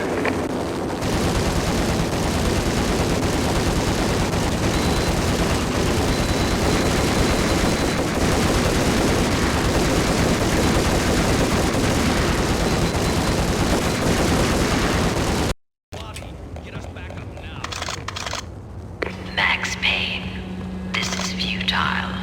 A waste of time. The deaths of your wife and daughter were necessary.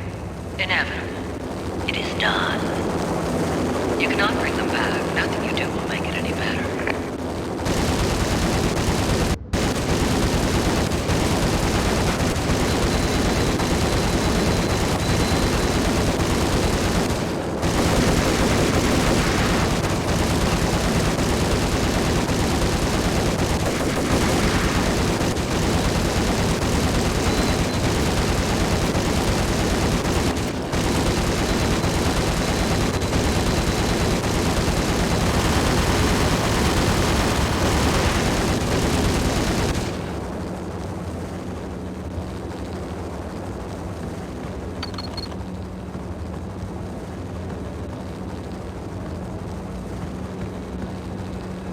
Max Payne, you are fighting a losing battle. You cannot survive this. You will die. Stop fighting. Make it easy for yourself. Accept your fate. You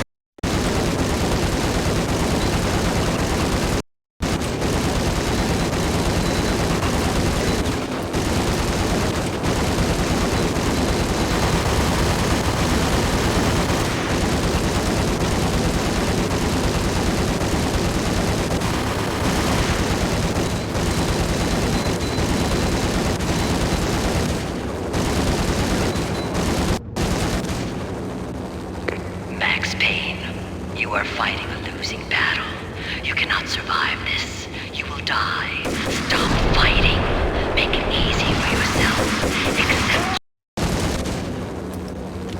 Max Payne, you are fighting a losing battle. You cannot survive this. You will die. Stop fighting. Max Payne, you are fighting a losing battle. You cannot survive this. You will die. Stop fighting. Make it easy for yourself. Accept your fate. You will die here.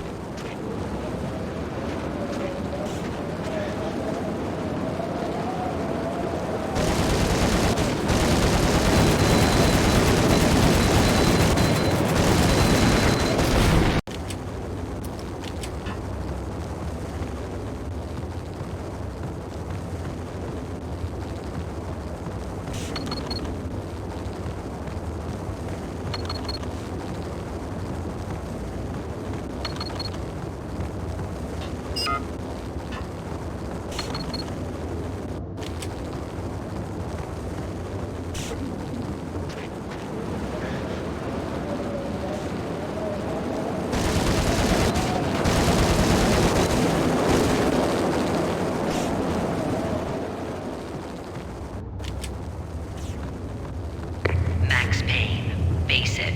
You are up against an unbeatable force. You have already lost. You have lost. Only death will set you free from your...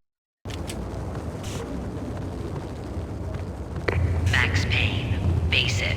You are up against an unbeatable force. You have already lost. Max Payne, face it. You are up against an unbeatable force. You have already lost. You have lost. Only death will set... Max Payne, face it. You are up against an unbeatable force. You have already lost. You have lost. Only death will set you free from your pain. Accept it. Surrender. Give up.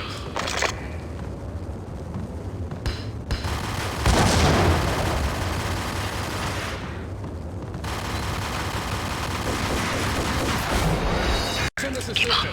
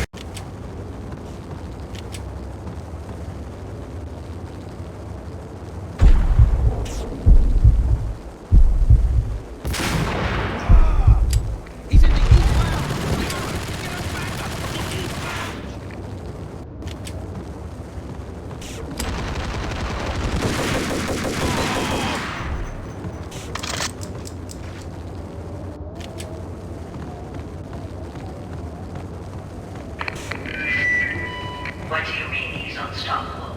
You are superior to him in every way that counts. You are better trained, better equipped. You outnumber him at least 20 to 1. Do your job.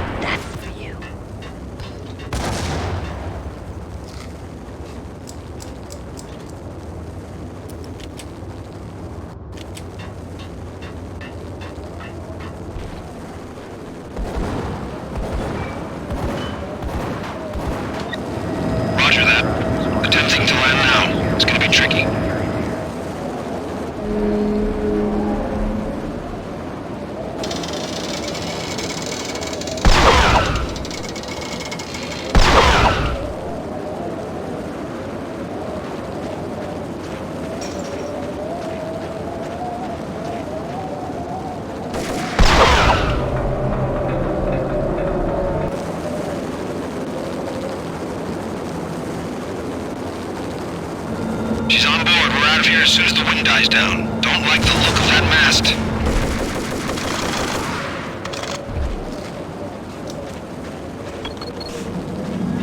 Lift off in 1 minute.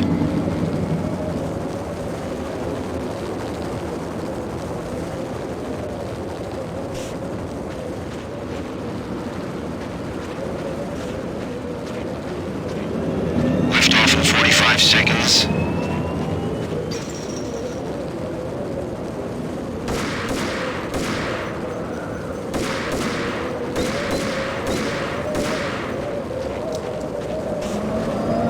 Seconds to lift off.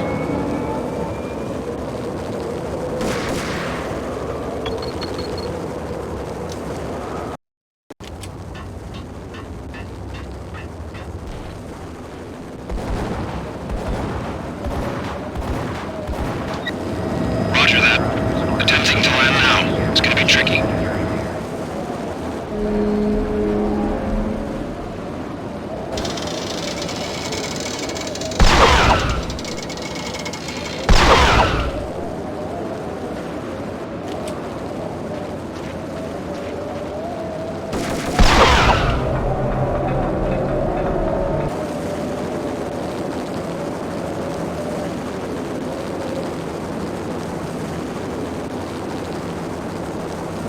She's on board. We're out of here as soon as the wind dies down. Don't like the look of that mast.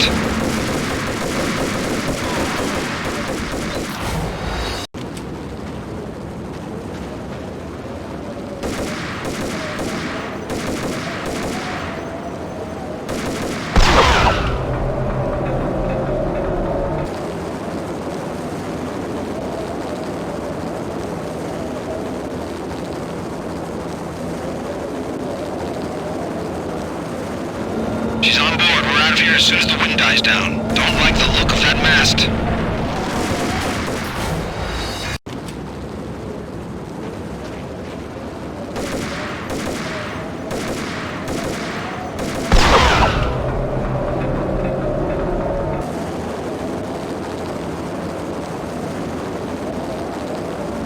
She's on board. We're out of here as soon as the wind dies down. Don't like the look of that mast.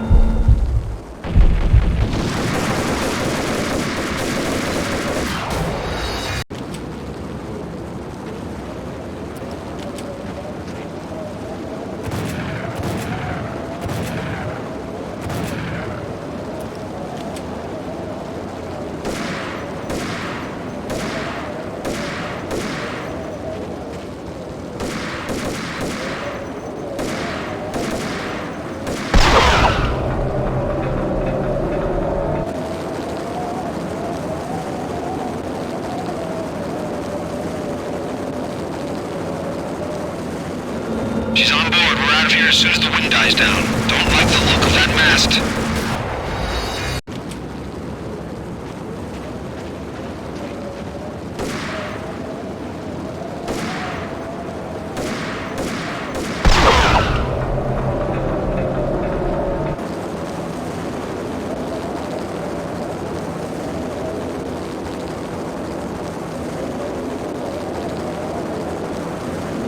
She's on board. We're out of here as soon as the wind dies down. Don't like the look of that mast.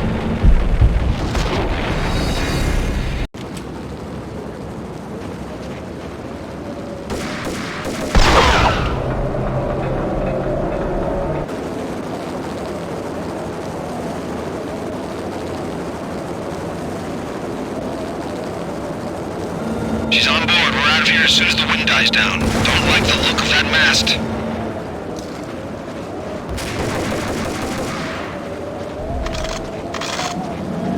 Lift off in 1 minute.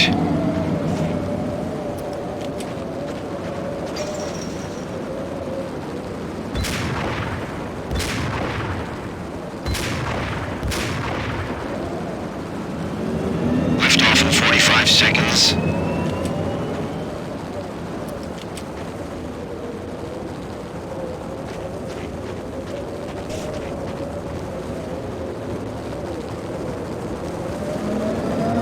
Seconds to lift off.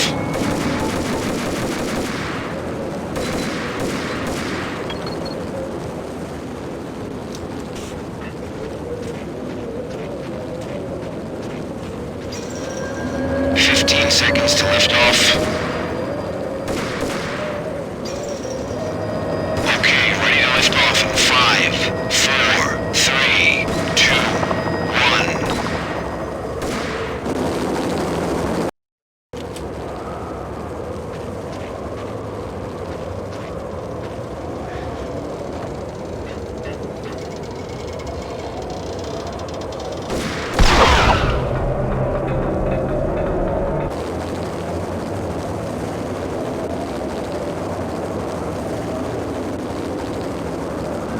She's on board. We're out of here as soon as the wind dies down. Don't like the look of that mast.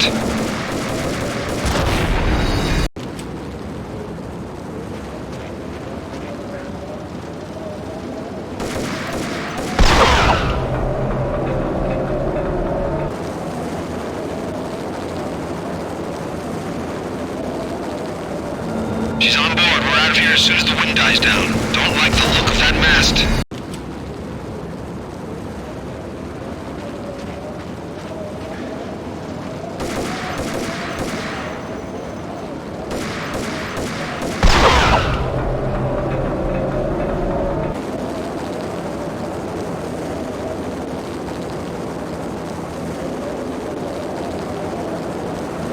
She's on board. We're out of here as soon as the wind dies down. Don't like the look of that mast.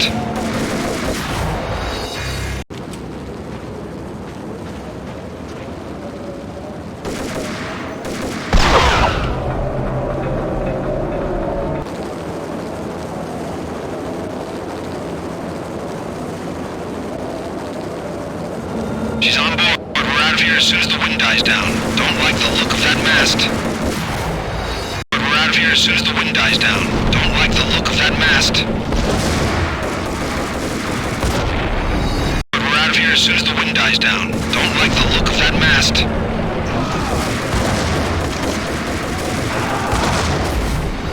We're out of here as soon as the wind dies down. Don't like the look of that. We're out of here as soon as the wind dies down. Don't like the look of that mast. We're out of here as soon as the wind dies down. Don't like the look of that mast. We're out of here as soon as the wind dies down. Don't like the look of that mast.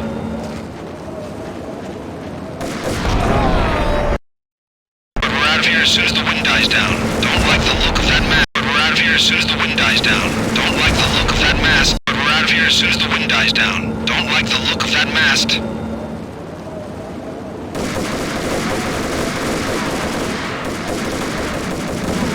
Lift off in 1 minute. We're out of here as soon as the wind dies down. Don't like the look of that mast.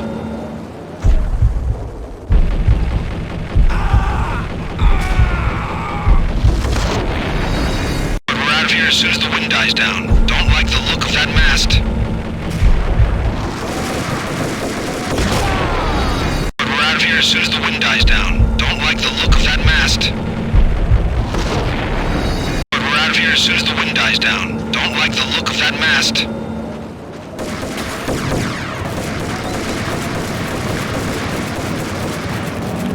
Lift off in 1 minute. We're out of here as soon as the wind dies down. Don't like the look of that mast.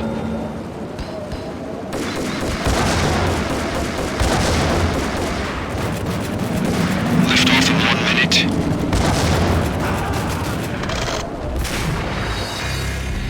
We're out of here as soon as the wind dies down. Don't like the look of that mast. We're out of here as soon as the wind dies down. Don't like the look of that mast.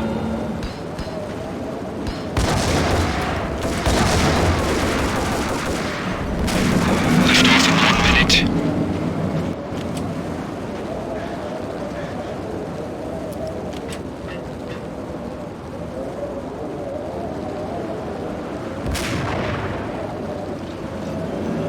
Lift off in 45 seconds.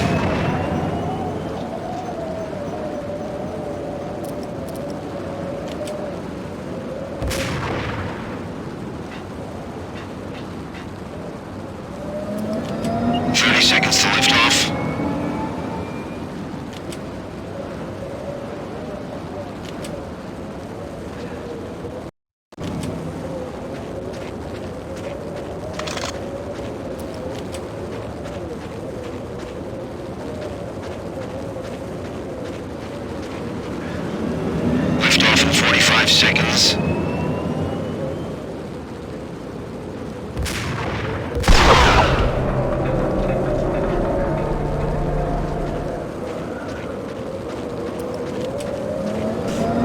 seconds to lift off.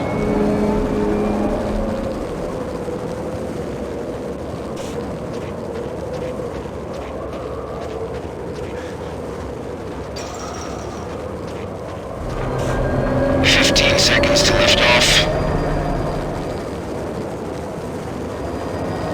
Okay, ready to lift off in 5, 4, 3, 2, 1.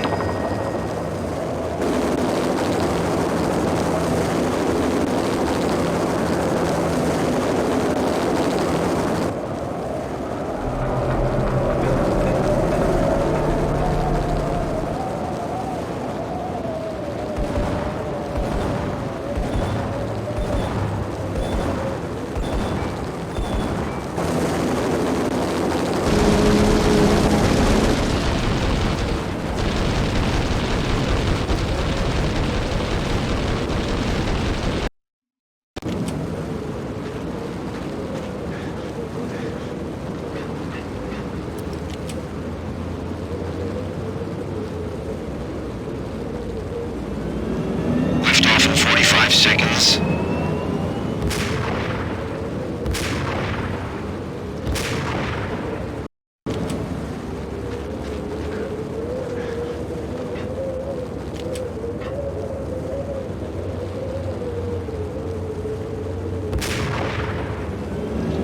Lift off in 45 seconds.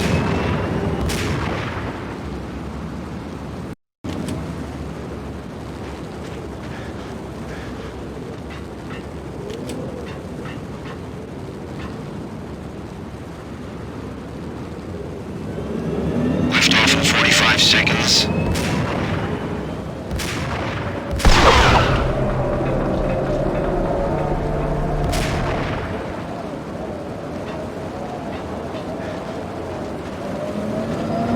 Seconds to lift off.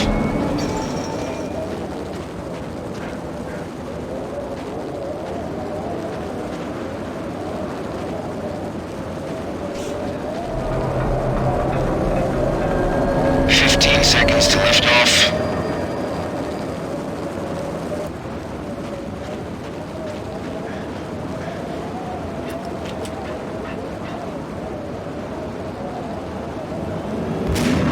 45 seconds.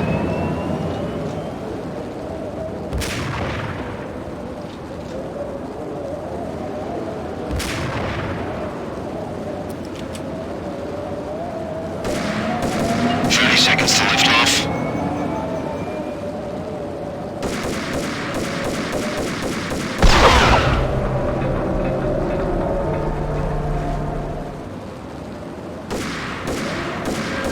15 seconds to lift off. Okay, ready to lift off in 5, 4, 3, 2, 1.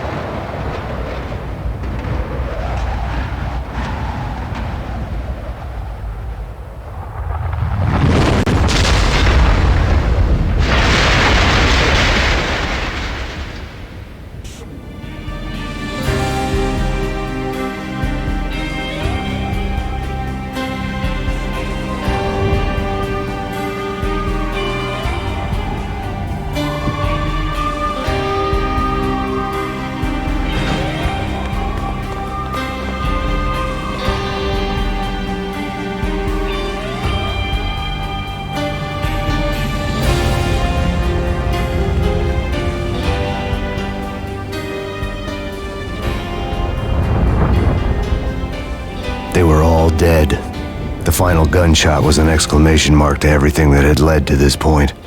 I released my finger from the trigger. And then it was all over. The storm seemed to lose its frenzy. The ragged clouds gave way to the stars above. Max Payne, this is Deputy Chief Jim Bravura from the NYPD. We've got the building surrounded. Throw down your weapons and lie down with your hands behind your head. A bit closer to heaven.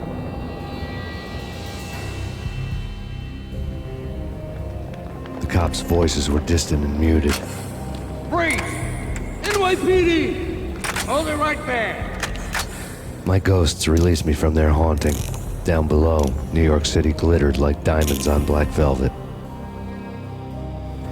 You gave us one hell of a ride. Take him down to Central Booking. You heard the man. Woden was there in the crowd, standing by the sidelines. It wouldn't be over till the man with the patch would say so. He'd say the right words. I knew he would. He'd better. Woden grinned smugly. It was the grin of a winner. That made two of us.